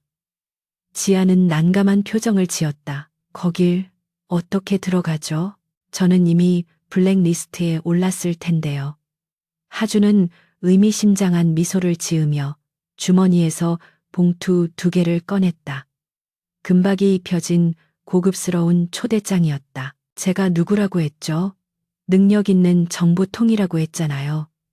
초대장 2장 구하는 건 식은 죽 먹기죠. 하준이 윙크를 했다. 사실 그 초대장은 하준 본인 앞으로 온 것이었지만 그는 마치 어둠의 루트로 구한 것처럼 연기했다. 지아는 놀라움에 입을 다물지 못했다. 당신 정말 도대체 정체가 뭐예요? 그건 나중에, 아주 나중에 알려드릴게요. 지금은 파티 준비부터 하시죠. 박도훈이 까무러치게 놀랄 만큼 근사하게 차려입고 가야 하니까요. 하준의 눈이 장난스럽게 빛났다. 지아는 가슴이 두근거렸다. 그것은 긴장감 때문이기도 했지만 눈앞에 이 미스터리한 남자에 대한 신뢰와 설렘 때문이기도 했다. 파티 당일 지아는 하준이 구해온 드레스를 입고 거울 앞에 섰다. 짙은 네이비색의 우아한 드레스는 그녀의 지적인 이미지를 살려주면서도 강인한 카리스마를 돋보이게 했다. 하준 역시 평소에 캐주얼한 차림을 벗고 몸에 딱 맞는 턱시도를 차려입었다. 그가 턱시도를 입은 모습은 마치 태어날 때부터 귀족이었던 것처럼 완벽했다. 지아는 잠시 넋을 잃고 그를 바라보았다. 완벽하네요. 강 변호사님. 오늘 밤의 주인공은 박도훈이 아니라 우리가 될 겁니다. 하준이 정중하게 팔을 내밀었다. 지아는 심호흡을 한 번 하고 그의 팔짱을 꼈다. 두 사람은 적진의 한복판으로 들어갈 준비를 마쳤다. 이것은 단순한 파티 참석이 아니었다. 호랑이 굴에 들어가 호랑이의 목을 겨누는 위험천만한 잠입 작전의 시작이었다. 호텔 연회장 입구에는 수많은 기자와 경호원들이 진을 치고 있었다. 화려한 조명과 카메라 플래시가 터지는 가운데 고급 리무진 한 대가 미끄러지듯 도착했다. 문이 열리고 하준과 지안이 내리자 사람들의 시선이 집중되었다. 특히 지안을 알아본 몇몇 기자들이 웅성거리기 시작했다. 저 사람, 최근에 태양 로펌에서 해고된 강지안 변호사 아니야? 옆에 있는 남자는 누구지? 배우인가? 박도우는 연회장 안쪽에서 샴페인 잔을 들고 거들먹거리며 손님들과 인사를 나누고 있었다. 그는 오늘 밤 자신의 위세를 과시하고 지안을 완전히 잊혀진 존재로 만들 생각에 기분이 최고조였다. 하지만 입구 쪽이 소란스러워지며 사람들의 시선이 쏠리자 그도 고개를 돌렸다. 그리고 믿을 수 없는 광경을 목격했다. 자신이 짓밟아버렸다고 생각했던 강지안이 보란듯이 화려한 모습으로, 그것도 웬 낯선 미남의 팔짱을 끼고 당당하게 걸어 들어오고 있었던 것이다. 박도훈의 얼굴이 순식간에 일그러졌다. 그는 자신의 눈을 의심했다. 어떻게, 저 여자가 어떻게 여기에 들어올 수 있지? 그리고 저 남자는 또 누구야? 그의 머릿속이 혼란으로 뒤엉켰다. 지아는 멀리서 박도훈과 눈이 마주치자 피하지 않고 차가운 미소를 보냈다. 그것은 선전포고였다. 하준은 지안의 손을 꽉 잡아주며 귓가에 속삭였다. 긴장하지 마세요. 지금부터 쇼타임입니다. 우리는 춤을 추듯 우아하게 그들의 목을 조여갈 겁니다. 지안은 고개를 끄덕였다. 그녀의 눈빛은 더 이상 도망자의 것이 아니었다. 사냥감을 노리는 사냥꾼의 눈빛이었다. 화려한 샹들리에 아래 욕망과 위선이 뒤섞인 밤의 무도회가 막을 올리고 있었다. 연회장의 공기는 화려한 샹들리에 불빛 아래서 팽팽하게 당겨진 활시위처럼 긴장감으로 진동하고 있었다. 박도훈은 믿을 수 없다는 표정으로 강지안과 이하준의 앞을 가로막았다. 그의 시선은 지안의 우아한 드레스 자태와 하준의 여유로운 미소를 번갈아 훑으며 불안하게 흔들렸다. 자신의 완벽한 무대라고 생각했던 자선 파티에 초대받지 않은 불청객. 그것도 자신이 파멸시키려 했던 여자가 나타난 것은 도훈의 자존심에 씻을 수 없는 스크래치였다. 강지안, 여기가 네가 올 자리라고 생각하나? 경비원들을 불러서 개처럼 끌려나가기 전에 제 발로 나가는 게 좋을 거야. 도훈은 이를 악물고 낮게 으르렁거렸다. 주변의 시선을 의식해 목소리를 낮췄지만 그 안에 담긴 살기는 명백했다. 그는 당장이라도 지안의 팔을 낚아채 밖으로 내동댕이 치고 싶은 충동을 억누르고 있었다. 하지만 하준이 부드럽게 지안의 앞을 막아서며 도훈과 시선을 맞췄다. 박 이사님, 오늘 같은 좋은 날에 그렇게 험한 말을 하시면 품격이 떨어지죠. 저희는 정식으로 초대받은 손님입니다. 하준은 재킷 안주머니에서 금박이 입혀진 초대장을 꺼내 도훈의 눈앞에 흔들어 보였다. 도훈은 초대장을 확인하고 흠칫 놀랐다. 그것은 VIP 중에서도 최상위 투자자들에게만 발송된 특별 초대장이었다. 네 놈이 이걸 어떻게, 혹시 훔친 건가? 도훈이 의심스러운 눈초리로 물었다. 하준은 피식 웃으며 한 걸음 더 다가갔다. 훔치다니요. 블루스톤 홀딩스 측에서 보낸 대리인 자격으로 왔습니다. 홍콩 쪽 파트너가 한국의 밤 문화를 제대로 즐기고 싶어 해서 제가 가이드 겸 파트너로 참석했죠. 하준의 능청스러운 거짓말은 너무나 자연스러워서 도훈조차 순간적으로 혼란에 빠졌다. 블루스톤 홀딩스는 도훈이 비자금을 세탁하기 위해 공을 들이고 있는 핵심 투자처였다. 그곳의 대리인이라면 함부로 대할 수 없는 상대였다. 도훈의 눈동자가 급격하게 흔들리는 틈을 타 하준은 지안에게 눈짓을 보냈다. 지금이 기회였다. 도훈의 주의가 하준에게 완전히 쏠린 사이 지안은 샴페인 잔을 든 웨이터들 틈에 섞여 조용히 연회장 구석의 직원용 통로 쪽으로 몸을 숨겼다. 지안의 목표는 호텔 최상층에 위치한 박도훈의 전용 스위트룸이었다. 하준이 미리 파악한 정보에 따르면 도훈은 파티가 시작되기 전 그곳에서 비자금 장부를 검토하고 노트북에 저장해 두었다. 보안이 철저한 곳이었지만 오늘 파티의 소란스러움이 오히려 최고의 위장이 되어줄 것이었다. 지아는 드레스 자락을 움켜쥐고 비상계단을 통해 20층까지 단숨에 올라갔다. 심장이 터질 듯이 뛰었지만 발걸음을 멈출 수는 없었다. 스위트룸 복도에는 다행히 경비원이 없었다. 파티 경호를 위해 대부분의 인력이 연회장으로 내려간 덕분이었다. 지아는 떨리는 손으로 하준이 건네준 마스터키 카드를 도어락에 갖다 대었다. 삐빅하는 경쾌한 소리와 함께 문이 열렸다. 어둠에 잠긴 스위트룸 내부는 차가운 냉기로 가득했다. 그녀는 숨을 죽이고 안으로 들어서며 핸드폰 조명을 켰다. 거실 한가운데 놓인 대리석 테이블 위에 도훈의 노트북이 놓여 있었다. 지아는 서둘러 노트북을 열고 전원을 켰다. 예상대로 비밀번호가 걸려 있었지만 지아는 당황하지 않았다. 그녀는 귀에 꽂은 초소형 이어폰을 통해 하준에게 신호를 보냈다. 노트북 확보했어요. 암호 해독 프로그램 실행할게요. 알겠습니다. 제가 시간을 끄는 동안 서두르세요. 박도훈이 눈치를 채고 불안해하기 시작했어요. 하준의 목소리가 귓가에 들려왔다. 연회장에서는 하준이 도훈에게 알 수 없는 투자 용어와 홍콩 금융계의 뒷이야기를 늘어놓으며 그의 발을 묶어두고 있었다. 도훈은 하준의 말이 묘하게 사실적이고 전문적이어서 의심을 하면서도 자리를 뜨지 못하고 있었다. 지아는 하준이 미리 준비해준 USB를 노트북에 꽂고 해킹 툴을 실행했다. 화면에 복잡한 코드가 빠르게 지나가며 진행률 막대가 차오르기 시작했다. 50%, 60%, 시간이 영원처럼 느껴졌다. 복도에서 인기척이 들릴 때마다 지안의 등줄기에는 식은땀이 흘러내렸다. 그녀는 문 쪽을 힐끔거리며 제발 아무도 오지 않기를 간절히 기도했다. 띵하는 소리와 함께 마침내 잠금이 해제되었다. 지아는 떨리는 손가락으로 폴더를 뒤지기 시작했다. 대외비, 정산 내역, 부산 프로젝트, 눈에 띄는 폴더명들이 보였다. 그녀는 부산 프로젝트 폴더를 클릭했다. 그 안에는 사고 당시의 현장 사진, 안전 점검 조작 보고서, 그리고 유가족 매수 내역이 담긴 엑셀 파일이 고스란히 들어 있었다. 하지만 이것만으로는 부족했다.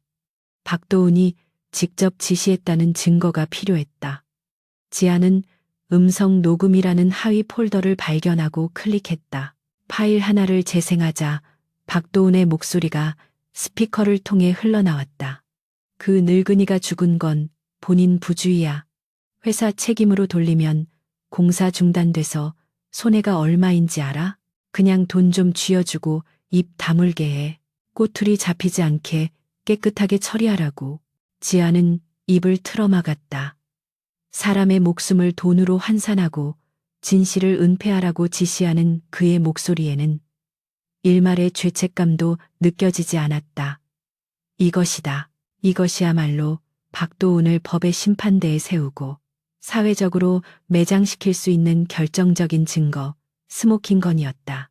분노와 희열이 동시에 밀려왔다. 그녀는 서둘러 모든 데이터를 자신의 USB로 복사하기 시작했다. 그 시각 연회장에 있던 박도훈은 무언가 이상함을 감지했다. 눈앞에 이 남자는 너무나 말을 잘했고 자신을 갖고 노는 듯한 느낌을 지울 수가 없었다. 게다가 강지안이 보이지 않았다. 화장실에 갔다고 하기에는 시간이 너무 오래 지났다. 불길한 예감이 도훈의 뇌리를 스쳤다. 그는 하준의 말을 끊고 거칠게 돌아섰다. 내 방에 가봐야겠어. 박 이사님, 아직 이야기가 안 끝났는데요. 홍콩 쪽에서 기다리는 대답이. 하준이 그의 팔을 잡으려 했지만 도훈은 거칠게 뿌리쳤다. 비켜, 이 사기꾼 같은 자식. 나중에 보자. 도훈은 경호원 2명을 대동하고 엘리베이터를 향해 뛰다시피 걸어갔다. 하준은 작게 욕설을 내뱉으며 지안에게 다급하게 연락했다. 강 변호사님, 도훈이 올라갑니다. 당장 나오세요. 지안은 데이터 복사가 98%에서 멈춰 있는 것을 보며 발을 동동 구르고 있었다. 하준의 경고가 들려왔지만 지금 멈추면 모든 것이 허사였다. 99%, 100%, 완료. 그녀는 USB를 뽑아 드레스 안쪽에 숨기고 노트북을 닫았다. 그때였다. 복도에서 문 열어 라는 도훈의 고함 소리와 함께 도어락 비밀번호를 누르는 소리가 들려왔다. 도망칠 곳이 없었다. 문은 하나뿐이었고 도훈과 경호원들이 바로 문 앞에 있었다. 지아는 순식간에 패닉에 빠질 뻔했지만 법정에서의 냉철함을 되살려냈다. 그녀는 재빨리 창가 쪽으로 달려가 커튼 뒤의 좁은 공간으로 몸을 숨겼다. 동시에 스위트룸의 문이 벌컥 열리고 도훈이 안으로 들이닥쳤다. 도훈은 거친 숨을 몰아쉬며 방 안을 훑어보았다. 어둠 속에서도 그의 눈은 짐승처럼 번들거렸다. 그는 곧장 테이블로 다가가 노트북을 켰다. 다행히 지안이 전원을 끄지 않고 대기 모드로 해둔 덕에 화면은 바로 켜졌다. 도훈은 파일 접속 기록을 확인하려 했지만 하준의 해킹 툴은 흔적을 자동으로 삭제하는 기능이 있었다. 젠장, 기분 탓인가? 도훈은 머리를 쓸어 넘기며 안도의 한숨을 내쉬었다. 하지만 도훈은 의심을 완전히 거두지 않았다. 그는 천천히 방 안을 돌아다니며 구석구석을 살피기 시작했다. 그의 발걸음 소리가 또각또각 지안이 숨어있는 커튼 쪽으로 다가왔다. 지안은 입술을 꽉 깨물고 숨소리조차 내지 않으려 노력했다. 심장 박동 소리가 너무 커서 도훈에게 들릴 것만 같았다. 도훈의 그림자가 커튼 위로 길게 드리워졌다. 그가 손을 뻗어 커튼을 젖히려는 찰나였다. 갑자기 스위트룸의 전화기가 요란하게 울렸다. 정막을 깨는 벨소리에 도훈은 깜짝 놀라 뒤로 물러섰다.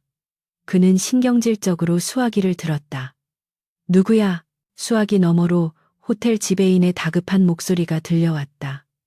이사님, 죄송합니다만 지금 로비에 경찰이 출동했습니다. 누군가 이사님 차량에 마약을 숨겼다는 제보가 들어와서.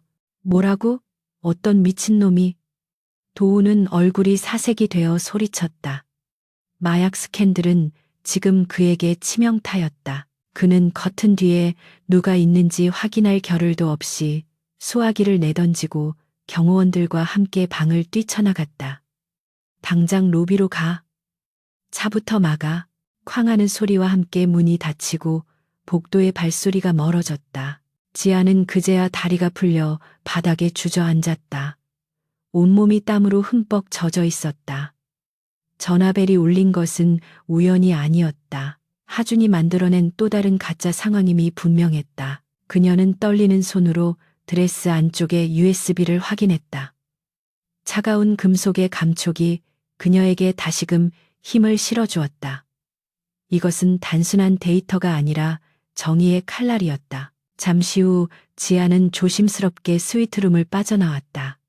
비상계단으로 내려가는 도중 위층으로 올라오던 하준과 마주쳤다. 하준은 땀에 젖은 지안의 얼굴을 보자마자 안도의 표정을 지으며 그녀를 와라 끌어안았다. 무사해서 다행입니다. 정말 심장이 멈추는 줄 알았어요. 그의 품에서 느껴지는 온기와 떨림이 지안에게 그대로 전해졌다. 성공했어요. 여기 다 있어요. 지안은 하준의 어깨에 얼굴을 묻은 채 USB를 꽉 쥐었다. 하준은 그녀의 등을 토닥이며 속삭였다. 잘했습니다. 정말 잘했어요. 이제 반격의 시간입니다. 두 사람은 서로를 의지하며 어두운 비상계단을 내려왔다. 그들의 발걸음은 들어올 때보다 훨씬 가볍고 단호했다. 호텔 로비는 경찰차의 사이렌 소리와 도훈이 고래고래 소리 지르는 소음으로 아수라장이 되어 있었다. 도훈은 자신의 차를 수색하려는 경찰들과 실랑이를 벌이고 있었다. 그 혼란을 틈타 지안과 하준은 호텔 뒷문을 통해 유유히 빠져나갔다. 차가운 밤 공기가 뜨거워진 그들의 열기를 식혀주었다. 하준의 차에 탄 지안은 창밖으로 멀어지는 호텔을 바라보며 결의에 찬 눈빛을 했다. 이제 모든 준비는 끝났다. 박도훈이 제 발로 걸어 들어갈 지옥의 문이 열리기 직전이었다. 내일 아침이면 세상이 뒤집어지겠군요. 하준이 핸들을 잡으며 말했다. 지아는 희미하게 미소 지었다. 아니요, 내일 아침이 아니라 지금 당장이에요. 박도훈이 가장 행복해하는 순간에 가장 잔인하게 추락시킬 거예요. 지아는 노트북을 열고 언론사 기자들에게 메일을 작성하기 시작했다. 그리고 검찰청 당직실로 보낼 고발장을 다듬었다. 그녀의 손가락은 피아니스트처럼 빠르게 키보드 위를 춤췄다. 옆에서 운전하던 하주는 그런 그녀를 보며 생각했다. 자신이 처음 거리에서 보았던 겁에 질린 여자는 이제 없었다. 지금 그의 옆에는 그 누구보다 강하고 아름다운 전사가 앉아 있었다. 호텔 로비에서의 소동이 거짓 제보로 밝혀지고 경찰들이 철수한 뒤 자선 파티장은 다시금 위선적인 평화와 화려함으로 채워졌다. 박도우는 분노로 인해 흐트러진 호흡을 가다듬으며 연회장 메인 테이블로 돌아왔다. 그의 이마에는 식은땀이 맺혀 있었지만 애써 태연한 척 미소를 지으며 손님들에게 사과를 건넸다. 마음속으로는 자신을 골탕 먹인 범인을 반드시 찾아내 갈기갈기 찢어놓겠다고 다짐하고 있었다. 하지만 지금은 눈앞의 투자자들과 정재계 인사들에게 좋은 이미지를 보여주는 것이 우선이었다. 그는 샴페인을 한 잔 들이켜며 타오르는 속을 진정시켰다. 오늘 밤은 그가 그룹의 후계자로서 확실한 눈도장을 찍어야 하는 중요한 자리였기 때문이다. 그때 연회장의 거대한 참나무 문이 다시 한번 열리며 장내의 시선이 입구로 쏠렸다. 박도우는 자신의 눈을 의심했다. 조금 전 도망친 줄 알았던 강지안과 그 정체불명의 남자가 보란듯이 팔짱을 끼고 다시 걸어 들어오고 있었다. 두 사람의 모습은 조금 전보다 훨씬 더 당당하고 여유로워 보였다. 지안의 입가에는 서늘한 미소가 걸려 있었고 하준의 눈빛은 오만할 정도로 빛나고 있었다. 그들은 마치 개선 장군처럼 붉은 카펫을 밟으며 무대 쪽으로 천천히 걸어왔다. 도우는 기가 막혀 헛웃음을 터뜨렸다. 제 발로 호랑이 굴에 다시 들어오다니 멍청한 것인지 대담한 것인지 알 수 없었다. 그는 이번 기회에 강지안을 확실하게 짓밟아 본보기로 삼기로 결심했다. 도우는 마이크를 잡고 무대 중앙으로 나섰다. 스포트라이트가 그를 비추자 웅성거리던 장내가 조용해졌다. 그는 짐짓 여유로운 표정으로 지안을 향해 손짓했다. 여러분, 잠시 주목해 주십시오. 오늘 이 뜻깊은 자리에 아주 특별한 불청객이 찾아왔습니다. 도운의 목소리가 스피커를 통해 울려 퍼졌다. 한때 저희 그룹의 법률 자문을 맡았으나 불미스러운 일로 해고된 강지안 변호사입니다. 아마도 저에게 사과를 하고 용서를 구하기 위해 이 자리까지 찾아온 것 같습니다. 강 변호사, 그쪽에서 그러지 말고 무대 위로 올라오시죠. 도운의 말에 사람들은 수군거리며 지안을 쳐다보았다. 경멸과 호기심이 뒤섞인 시선들이 화살처럼 날아왔다. 하지만 지안은 전혀 위축되지 않았다. 그녀는 고개를 꼿꼿이 세우고 하준의 에스코트를 받으며 단상 위로 올라갔다. 도우는 비릿한 미소를 지으며 웨이터에게 와인 한 병을 가져오라고 손짓했다. 그는 지안에게 와인병을 건네며 모욕을 줄 심산이었다. 자, 강 변호사. 내 관용을 바란다면 이 자리의 귀빈들에게 직접 술을 따르며 사죄하는 모습을 보여봐. 그러면 내 특별히 자비를 베풀어 다시 일할 기회를 줄 수도 있으니까. 도우는 지안의 자존심을 짓밟는 것이 그녀에게 가장 큰 고통이라는 것을 알고 있었다. 그는 그녀가 수치심에 떨며 무릎을 꿇기를 기대했다. 장내에는 숨 막히는 긴장감이 감돌았다. 지안은 도운이 내민 와인병을 무시하고 그 옆에 놓인 마이크를 집어들었다. 그녀의 돌발 행동에 도운의 눈썹이 꿈틀거렸다. 박도운 이사님, 뭔가 착각하고 계신 것 같군요. 저는 사과를 하러 온 것이 아니라 선물을 주러 왔습니다. 당신이 그토록 감추고 싶어 했던 진실이라는 이름의 선물 말입니다. 지안의 목소리는 차분했지만 그 안에 담긴 힘은 연회장 전체를 압도했다. 경호원, 뭐 하는 거야?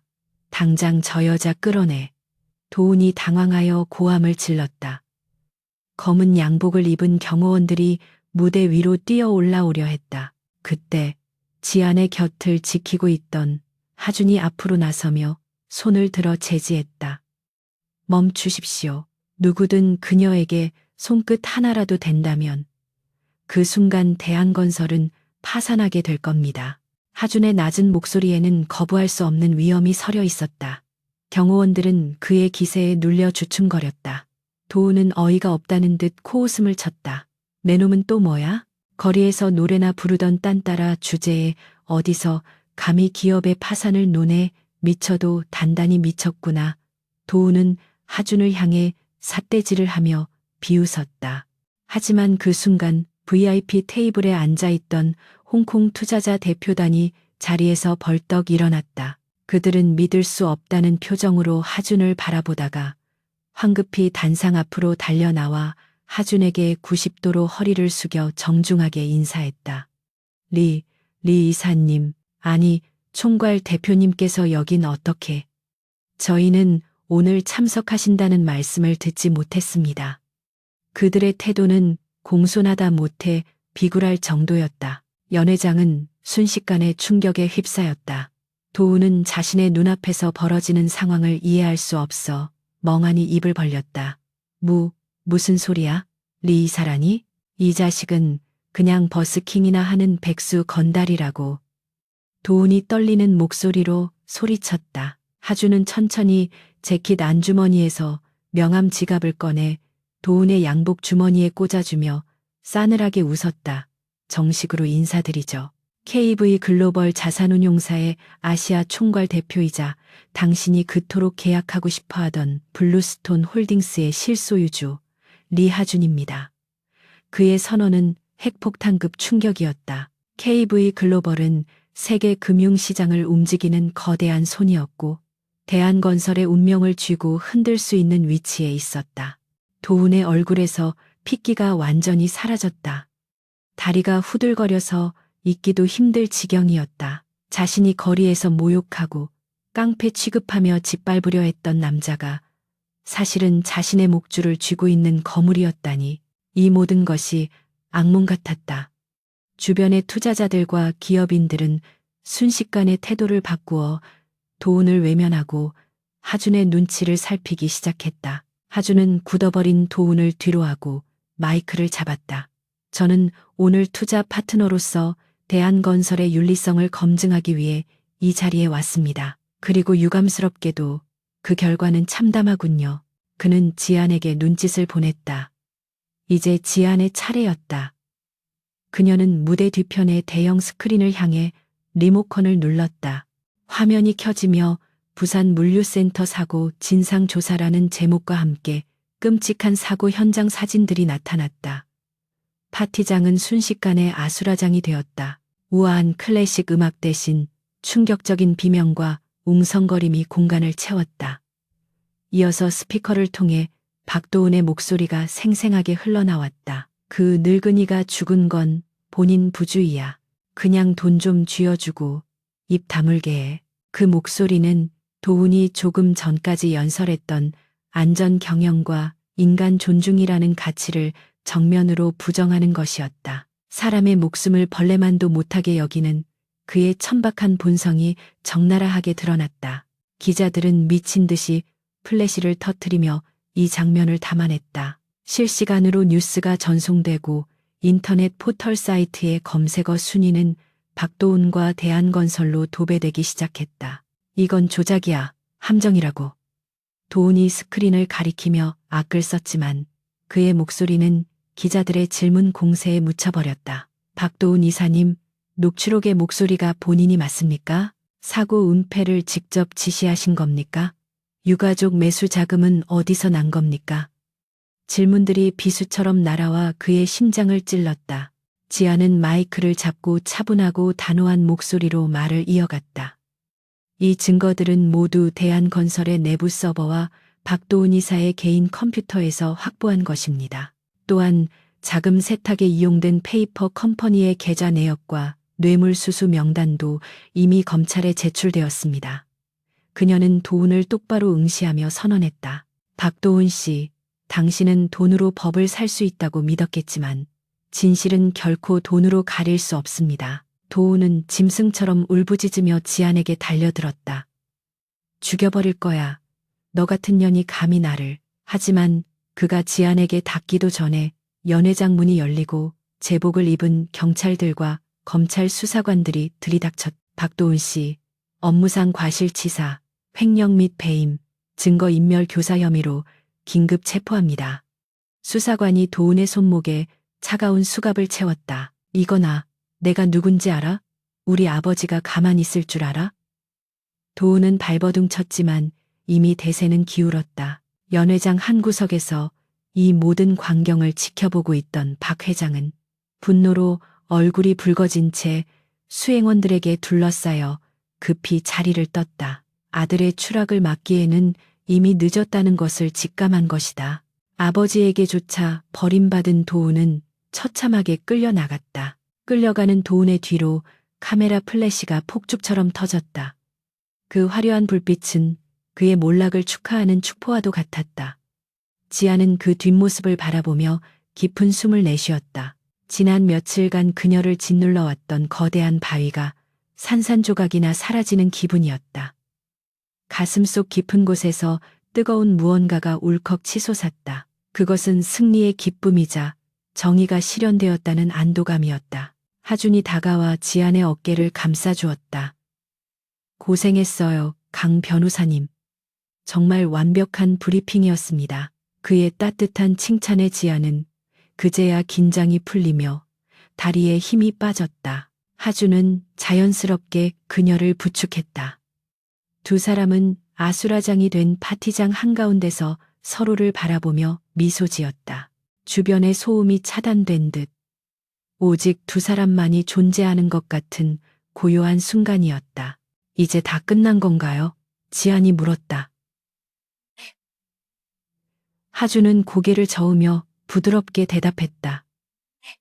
아니요, 이제 시작이죠. 무너진 것을 바로 세우고 강 변호사님의 명예를 되찾는 일이 남았으니까요. 그리고 그는 잠시 말을 멈추고 지안의 눈을 깊이 들여다보았다. 저와 강 변호사님의 진짜 이야기도 이제부터 시작이고요. 그때 기자들이 두 사람에게 몰려들었다. 두 분은 어떤 관계입니까? KV 글로벌이 이번 폭로에 개입한 이유가 무엇입니까? 질문이 쏟아졌지만 하준은 여유롭게 손을 들어 제지했다. 공식적인 입장은 추후에 발표하겠습니다. 오늘은 제 파트너가 많이 지쳐서 이만 물러가겠습니다. 그는 기자들 앞에서도 당당하게 지안을 파트너라고 칭했다. 하준은 지안의 손을 잡고 인파를 헤치며 연회장을 빠져나갔다. 등 뒤로 쏟아지는 시선과 플래시 세례는 더 이상 두려움의 대상이 아니었다. 그것은 두 사람의 앞날을 비추는 조명과도 같았다. 호텔을 나서자 시원한 밤바람이 두 사람을 맞이했다. 지아는 하늘을 올려다보았다. 며칠 전만 해도 칠흑같이 어둡게만 보였던 밤하늘에 별들이 총총히 빛나고 있었다. 하준 씨, 아까 무대 위에서 했던 말 진심이에요? 지안이 조심스럽게 물었다. 하준은 운전석 문을 열어주며 장난스럽게 웃었다. 어떤 말이요? 대한건설 파산시킨다는 말? 아니면 우리 이야기? 지안이 얼굴을 붉히며 대답하지 못하자 그는 그녀의 머리를 쓰다듬으며 말했다. 둘 다 진심입니다. 저는 빈말은 안 하거든요. 특히 제 사람에게는 제 사람이라는 단어가 지안의 가슴에 쿵 하고 내려앉았다. 그녀는 차에 타며 생각했다. 우연히 거리에서 만난 이 남자가 자신의 인생을 구원하고 새로운 세상으로 이끌어 주었다. 앞으로 어떤 일이 펼쳐질지 알 수 없었지만 그와 함께라면 어떤 시련도 두렵지 않을 것 같았다. 차는 화려한 도심을 가로지르며 어둠 속으로, 아니 새로운 빛을 향해 달려나갔다. 다음 날 아침 대한민국은 발칵 뒤집혔다. 모든 신문 일면에는 박도훈의 체포 사진과 KV 글로벌 대표 이하준의 정체에 대한 기사가 대문짝만하게 실렸다. 태양 로펌은 즉시 지안에게 연락해 복직을 권유하고 사과했지만 지안은 단호하게 거절했다. 그녀는 이미 더 큰 꿈을 꾸고 있었다. 그녀는 핸드폰을 끄고 하준이 보내준 주소로 향했다. 그곳에는 그녀의 새로운 시작이 기다리고 있었다. 한편 구치소 독방에 갇힌 박도우는 벽을 쳐다보며 멍하니 앉아 있었다. 하루아침에 모든 것을 잃고 나락으로 떨어진 현실을 받아들이기 힘들었다. 면회 온 변호사는 상황이 좋지 않다고 전했다. 여론이 너무 악화하여 집행유예는커녕 실형을 피하기 어렵다는 것이었다. 게다가 아버지는 그를 호적에서 파버리겠다는 통보까지 해왔다. 도우는 바닥에 주저앉아 오열했다. 자신의 오만함이 불러온 비참한 결말이었다. 지아는 하준과 약속한 장소인 한강공원에 도착했다. 그곳은 그들이 처음으로 공조를 약속하며 맥주를 마셨던 벤치였다. 하준은 편안한 차림으로 기타를 치고 있었다. 다시 재벌 회장이 아닌 거리의 자유로운 영혼으로 돌아온 모습이었다. 지안이 다가가자 그는 연주를 멈추고 환하게 웃었다. 어서 와요, 나의 파트너. 지아는 그 옆에 앉으며 물었다. 이제 회장님 노릇은 안 하시는 건가요? 하준은 어깨를 으쓱했다. 회사는 전문 경영인들에게 맡겨두면 잘 돌아가요. 저는 가끔 가서 결제나 하면 되죠. 제 본업은 이거니까요.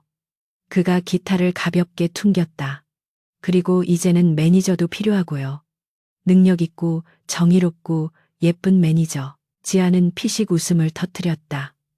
변호사 자격증 있는 매니저는 몸값이 비쌀 텐데요. 하준은 지안의 눈을 바라보며 진지하게 대답했다. 얼마든지 지불하죠. 제 인생 전부를 걸어서라도. 두 사람의 시선이 얽혔다. 강물 위로 햇살이 부서져 내리고 봄바람이 부드럽게 불어왔다. 지아는 처음으로 미래가 기대된다고 느꼈다. 이 남자와 함께라면 그 어떤 노래보다 아름다운 인생을 연주할 수 있을 것 같았다. 박도훈의 체포 소식은 대한민국 전체를 강타한 거대한 태풍과도 같았다. 다음 날 아침 모든 언론 매체의 헤드라인은 재벌 3세의 민낯, 갑질과 불법에 온상대한 건설이라는 자극적인 문구로 도배되었다. 인터넷 여론은 들끓었고 청와대 국민청원 게시판에는 박도훈과 대한건설에 대한 철저한 수사와 엄벌을 촉구하는 청원이 게시된 지 반나절 만에 20만 명의 동의를 얻었다. 대중의 분노는 그동안 억눌려왔던 사회 부조리에 대한 저항과 맞물려 걷잡을 수 없이 폭발하고 있었다. 법무법인 태양의 최승현 대표는 아침부터 걸려오는 항해 전화와 계약, 해지 통보에 넋이 나간 사람처럼 앉아 있었다. 대한건설의 법률 대리인을 맡았다는 이유만으로 로펌의 이미지는 바닥으로 추락했고 소속 변호사들의 사기 또한 곤두박질 쳤다. 최 대표는 떨리는 손으로 강지안에게 전화를 걸었지만 수화기 너머에서는 연결이 되지 않는다는 기계적인 안내음만 들려올 뿐이었다. 그는 자신이 황금알을 낳는 거위를 제 발로 걷어찼다는 사실을 뼈저리게 후회했지만 이미 엎질러진 물이었다. 한편 서울구치소 독방에 수감된 박도훈은 현실을 부정하며 고통스러운 시간을 보내고 있었다. 좁고 차가운 감방, 퀴퀴한 냄새가 나는 모포, 그리고 무엇보다 자신의 명령에 즉각 반응하지 않는 교도관들의 태도가 그를 미치게 만들었다. 그는 며칠째 변호사 접견을 요구하며 고함을 질렀지만 돌아오는 것은 싸늘한 침묵뿐이었다. 그는 아버지가 곧 자신을 꺼내줄 것이라는 막연한 희망 하나로 버티고 있었다. 하지만 그 희망은 며칠 뒤 찾아온 아버지의 개인 변호사에 의해 산산조각이 났다. 접견실 유리벽 너머로 보이는 변호사의 표정은 사무적이고 냉랭했다. 박도훈 씨, 회장님의 전원을 전달하러 왔습니다. 변호사는 도훈을 이사님이 아닌 씨라고 불렀다. 그 호칭의 변화가 의미하는 바는 명확했다. 도훈은 불안한 눈빛으로 변호사를 응시했다. 회장님께서는 이번 사태로 인한 그룹의 주가 폭락과 이미지 실추에 대해 극도로 분노하고 계십니다. 따라서 오늘부로 박도훈 씨를 그룹 내 모든 직책에서 해임하고 호적에서도 제명하기로 결정하셨습니다. 또한 이번 재판의 그룹 차원의 법률 지원은 일절 없을 것입니다. 변호사의 말은 사형 선고나 다름없었다. 도훈은 믿을 수 없다는 듯 유리를 두드리며 소리쳤다. 거짓말이야. 아버지가 나를 버릴 리 없어. 내가 누군지 알아? 대한건설의 후계자라고. 당장 아버지를 불러와. 도훈의 절규가 접견실에 울려 퍼졌지만 변호사는 가방을 챙겨 들고 자리에서 일어났다. 더 이상 당신은 후계자가 아닙니다. 그저 죗값을 치러야 할 범죄자일 뿐이죠. 건투를 빕니다. 변호사가 나가버리자 도훈은 바닥에 주저앉아 오열했다. 평생을 지탱해온 권력이라는 갑옷이 벗겨진 그는 나약하고 초라한 인간일 뿐이었다. 바깥 세상에서는 강지안의 주가가 하늘 높은 줄 모르고 치솟고 있었다. 그녀는 정의의 아이콘으로 부상했고 여러 로펌과 시민단체에서 러브콜이 쇄도했다. 하지만 지안은 그 모든 제안을 정중히 거절했다. 그녀는 더 이상 거대 조직의 부속품으로 살고 싶지 않았다. 그녀는 자신만의 신념을 지킬 수 있는 길을 가기로 결심했다. 지안은 하준의 도움을 받아 서초동 법조타운 외곽의 조용한 건물 2층에 작은 사무실을 마련했다. 법률사무소, 진심, 화려한 간판도 으리으리한 인테리어도 없었지만 그곳에는 지안이 꿈꾸던 진짜 변호사로서의 초심이 담겨 있었다. 하주는 사무실 개업 선물이라며 최고급 커피 머신과 함께 평생 무료 법률 자문 이용권이라고 적힌 쿠폰을 장난스럽게 건넸다. 이 이용권은 KV 글로벌 대표가 보증하는 거니까 아주 비싼 겁니다. 하준이 윙크하며 말했다. 지아는 웃으며 쿠폰을 받아 지갑에 소중히 넣었다. 감사히 잘 쓸게요. 대신 제 수임료도 만만치 않을 텐데요. 두 사람은 서로를 바라보며 편안하게 웃었다. 그들 사이에는 이제 끈끈한 동료애를 넘어선 깊은 신뢰와 애정이 싹트고 있었다. 시간은 흘러 박도훈의 첫 공판 기일이 다가왔다.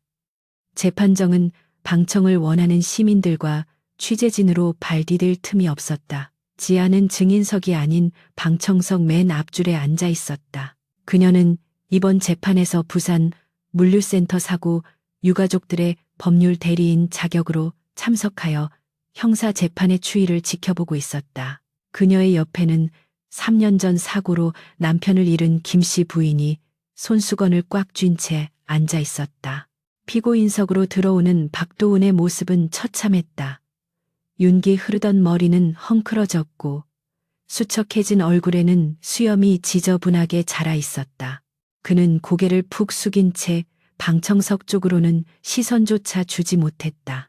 오만하고 당당했던 재벌 3세의 모습은 온데간데 없고 죄수복을 입은 초라한 중년 남자만이 거기에 있었다. 검찰은 박도훈에게 업무상 과실치사, 특정 경제범죄, 가중처벌 등에 관한 법률 위반, 횡령, 증거, 인멸, 교사 등 10여 가지 혐의를 적용하여 징역 15년을 구형했다.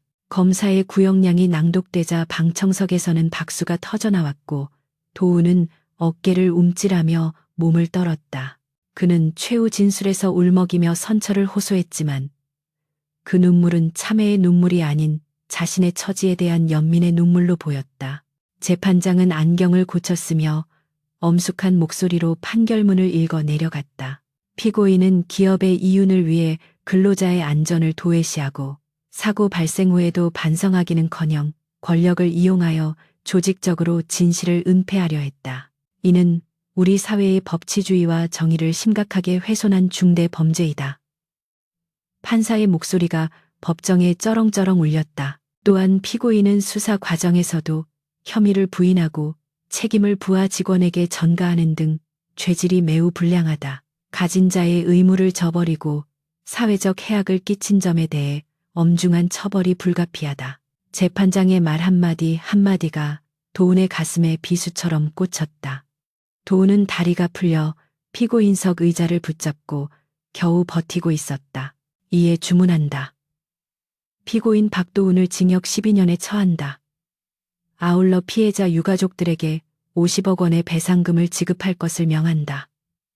쾅, 쾅, 쾅 판사봉 소리가 법정의 공기를 갈랐다. 방청석에서는 환호성과 탄식이 교차했다.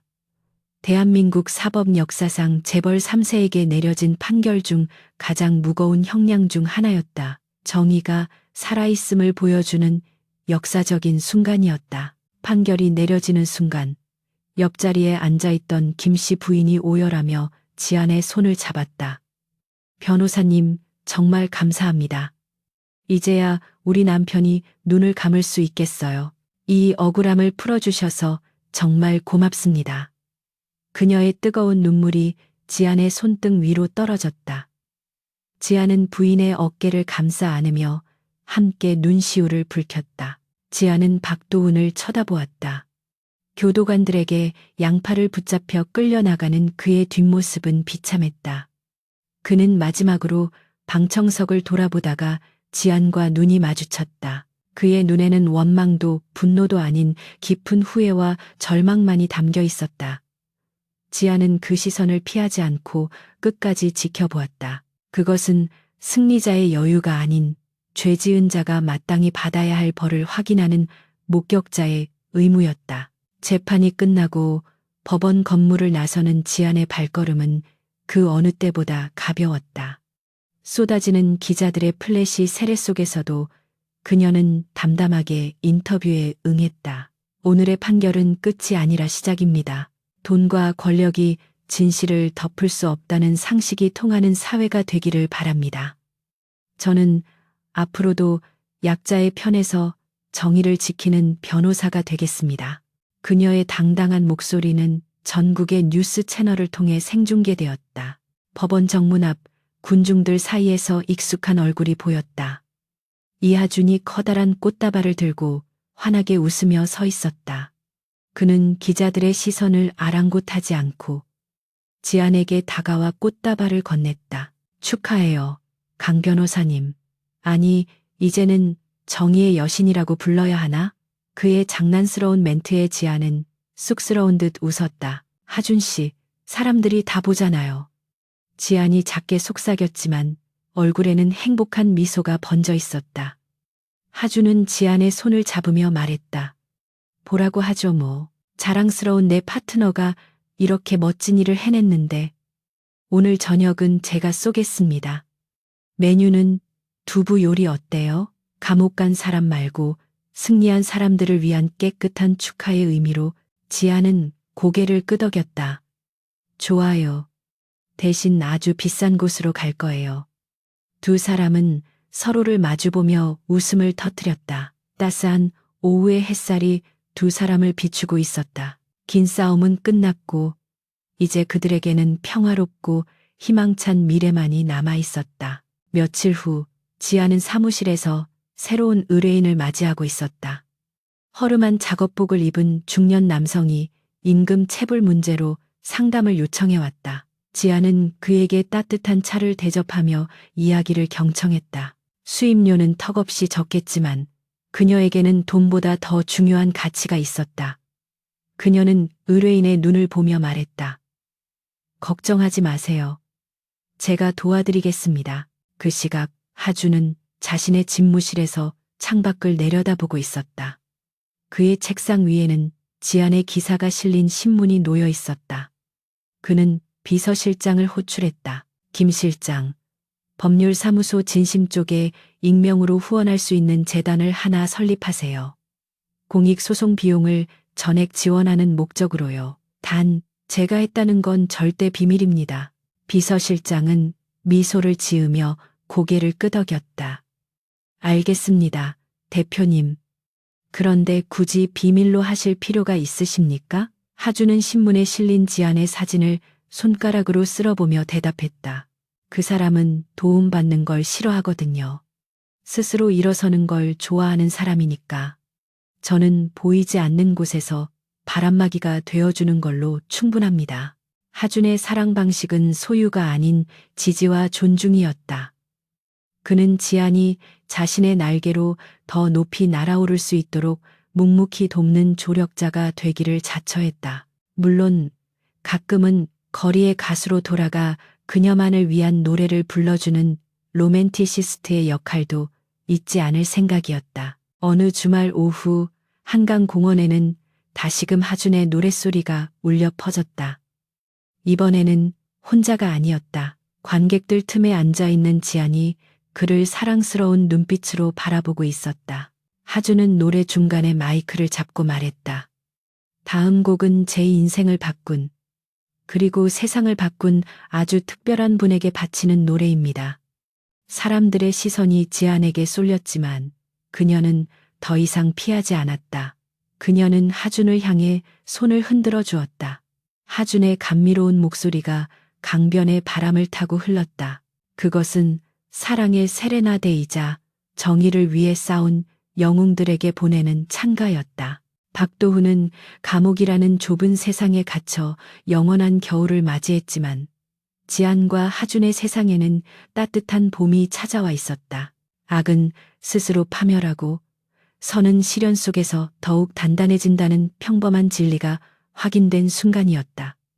지안은 하늘을 올려다보았다. 구름 한 점 없는 파란 하늘이 그녀의 마음처럼 맑고 투명했다. 변호사님, 급한 전화가 왔는데요. 사무실 직원의 다급한 목소리에 지안은 회상에서 깨어났다. 그녀는 현실로 돌아와 씩씩하게 대답했다. 네, 지금 갑니다. 지안은 서류 가방을 챙겨 들고 사무실을 나섰다. 그녀의 발걸음에는 망설임이 없었다. 세상에는 아직 그녀의 도움을 필요로 하는 수많은 사람들이 있었고, 그녀는 그들을 위해 언제든 싸울 준비가 되어 있었다. 소개팅에서 만난 역겨운 남자 때문에 시작된 악연은 결국 그녀를 진정한 변호사로, 그리고 사랑받는 여자로 다시 태어나게 만든 운명적인 계기가 되었다. 인생은 때때로 최악의 순간에 최고의 선물을 주기도 한다는 것을 지안은 이제 알 것 같았다. 그녀는 복잡한 도심 속으로 자신의 새로운 전장을 향해 힘차게 걸어 들어갔다.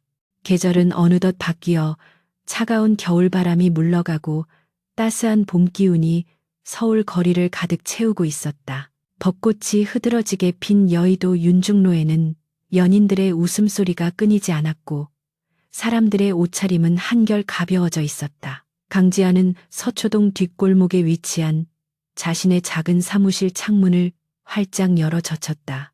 들어오는 봄바람에 책상 위에 서류들이 팔락거렸지만 그녀는 그것을 막는 대신 깊게 숨을 들이마시며 계절의 향기를 만끽했다. 법률사무소 진심.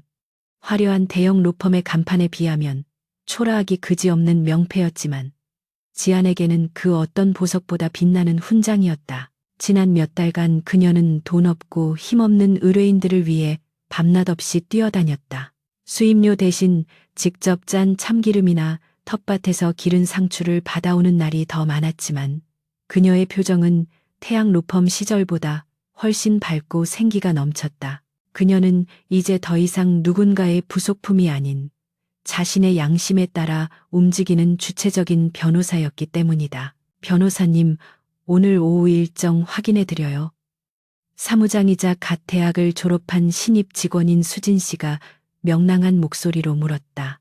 오후 2시에 임금 체불건으로 노동청 출석 있으시고요. 4시에는, 어머, 4시 이후로는 일정이 다 비워져 있네요. 수진 씨가 의아한 듯 고개를 갸웃거렸다. 워커홀릭인 지안이 황금 같은 금요일 오후를 비워두는 것은 극히 드문 일이었기 때문이다. 지안은 쑥스러운 듯 헛기침을 하며 달력에 빨간 동그라미가 쳐진 날짜를 힐끔 보았다. 아, 오늘은 좀 특별한 날이라서요. 일찍 퇴근해 보려고요. 수진 씨도 오늘은 일찍 들어가서 불금 즐기세요. 지안의 말에 수진 씨의 얼굴이 환해졌다. 정말요. 감사합니다. 혹시 그 잘생긴 키다리 아저씨 만나러 가시는 거죠? 다 알아요. 수진 씨가 장난스럽게 윙크를 했다. 지아는 얼굴을 붉히며 고개를 끄덕였다. 사무실 직원들 사이에서도 이하준의 존재는 공공연한 비밀이자 선망의 대상이었다. 가끔 사무실에 들러 간식을 사오거나 야근하는 지안을 묵묵히 기다려주는 그의 모습은 로맨스 소설의 주인공 그 자체였기 때문이다. 지안은 서둘러 책상을 정리하고 거울을 보며 화장을 고쳤다. 오늘따라 거울 속에 자신이 낯설게 느껴질 만큼 설레는 표정을 하고 있었다. 한편 강남 테헤랄로의 초고층 빌딩 최상층에 위치한 KV 글로벌 대표이사 집무실, 이하주는 결제 서류 더미에 파묻혀 있었다. 그는 넥타이를 느슨하게 풀고 미간을 찌푸린 채 태블릿 PC 화면을 넘기고 있었다. 이번 분기 아시아 신흥국 투자 포트폴리오는 전면 수정하세요. 수익률만 택지 말고 ESG 경영지표가 확실한 기업 위주로 재편성하십시오. 그의 지시는 단호하고 명확했다. 네, 알겠습니다. 그리고 박도훈 전 이사의 항소심 결과가 방금 속보로 떴습니다. 비서실장이 조심스럽게 보고했다. 하주는 하던 일을 멈추고 고개를 들었다. 어떻게 나왔습니까? 비서실장은 옅은 미소를 띠며 대답했다. 항소, 기각입니다. 1심 형량인 징역 12년이 그대로 확정되었습니다. 대법원 상고도 포기한다고 하니 이제 형이 확정된 셈이죠. 하주는 씁쓸한 미소를 지으며 창밖을 바라보았다. 그렇군요. 12년이라.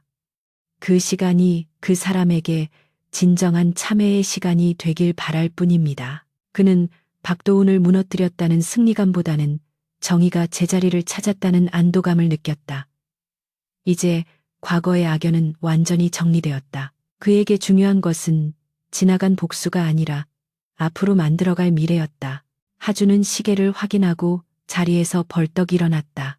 오늘 일정은 여기까지 하죠. 김 실장 차 대기시킬 필요 없습니다. 오늘은 대중교통으로 이동할 거니까요.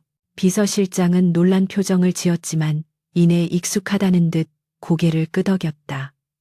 네, 알겠습니다. 강 변호사님께 안부 전해 주십시오. 하주는 재킷을 걸쳐 입고 가벼운 발걸음으로 집무실을 나섰다. 그의 얼굴에서 냉철한 사업가의 가면이 벗겨지고 사랑에 빠진 청년의 순수한 미소가 번졌다. 두 사람이 만나기로 한 곳은 화려한 레스토랑이 아닌 그들이 처음 만났던 강남의 그 거리였다.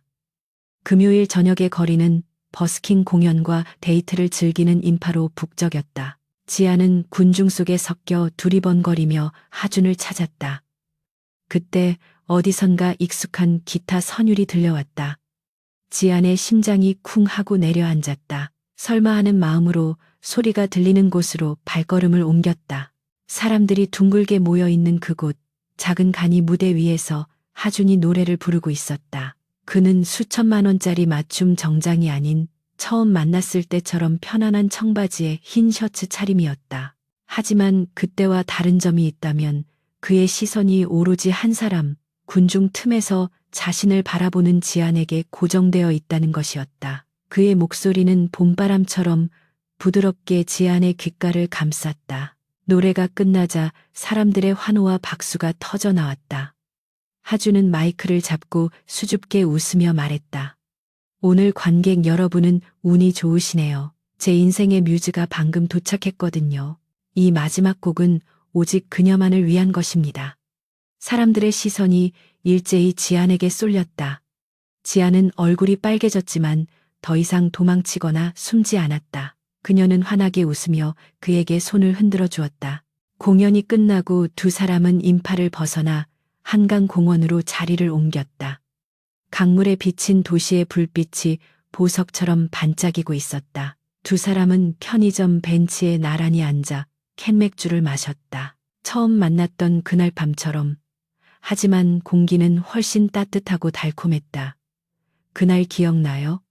제가 미친 사람처럼 도망쳐와서 당신 품에 안겼던 거. 지안이 추억에 잠긴 듯 말했다. 하주는 피식 웃으며 맥주를 한 모금 마셨다.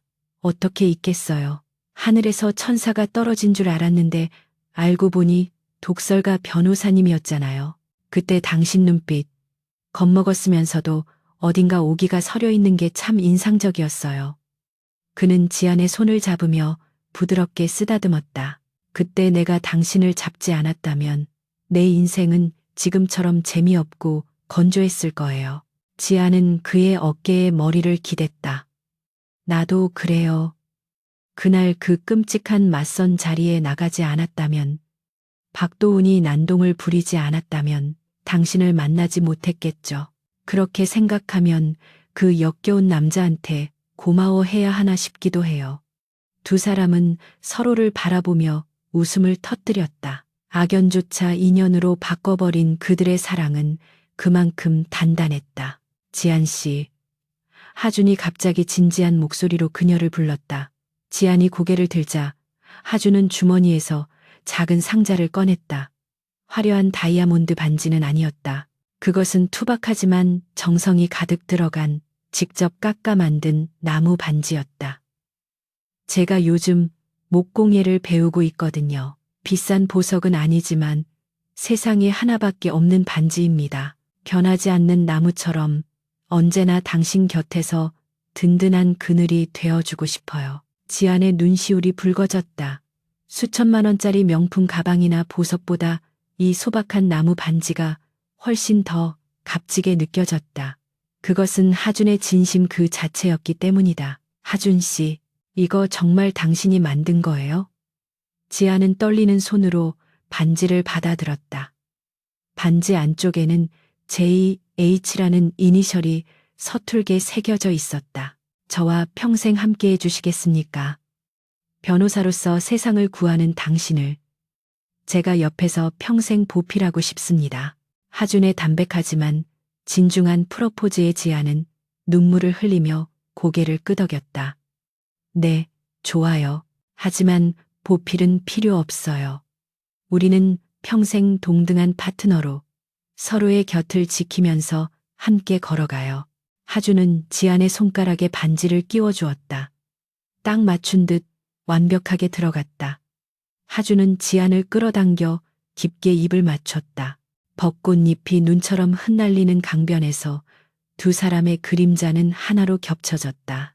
지나가는 사람들이 부러운 눈길로 그들을 바라보았지만 두 사람에게는 서로밖에 보이지 않았다. 그것은 영화의 한 장면처럼 완벽하고 아름다운 순간이었다. 몇 달 후 지안의 사무실은 더욱 바빠졌다. 법률사무소 진심은 억울한 사람들의 성지로 소문이 났고 지안은 서초동의 잔다르크라는 별명까지 얻게 되었다. 하준 역시 KV 글로벌을 이끌며 기업의 사회적 책임을 다하는 존경받는 경영인으로 거듭났다. 그는 틈틈이 익명으로 지안의 공익소송을 후원하며 약속을 지켜나갔다. 어느 맑은 주말 지안과 하준은 함께 야구장을 찾았다. 두 사람은 커플 유니폼을 입고 치킨을 먹으며 목이 터져라 응원가를 불렀다. 전광판의 키스타임 이벤트로 두 사람의 얼굴이 잡혔다. 지안은 당황해서 손으로 얼굴을 가렸지만 하준은 대담하게 그녀의 손을 내리고 볼에 뽀뽀를 했다. 관중석에서 환호성이 터져나왔다. 그들의 일상은 평범하지만 특별했다. 때로는 싸우기도 하고 피곤해 지쳐 서로에게 투정을 부리기도 했지만 그럴 때마다 두 사람은 처음 만났던 그날 밤을 떠올렸다. 절망의 끝에서 만난 기적 같은 인연, 서로가 서로에게 구원이었음을 잊지 않는 한 그들의 사랑은 결코 흔들리지 않을 것이었다. 그날 저녁 집으로 돌아가는 길에 지안이 물었다. 만약 우리가 그때 못 만났다면 지금쯤 우린 뭘 하고 있을까? 하준은 잠시 생각하더니 대답했다. 글쎄요. 아마 저는 여전히 의미 없는 순노름이나 하면서 공허해하고 있었겠죠.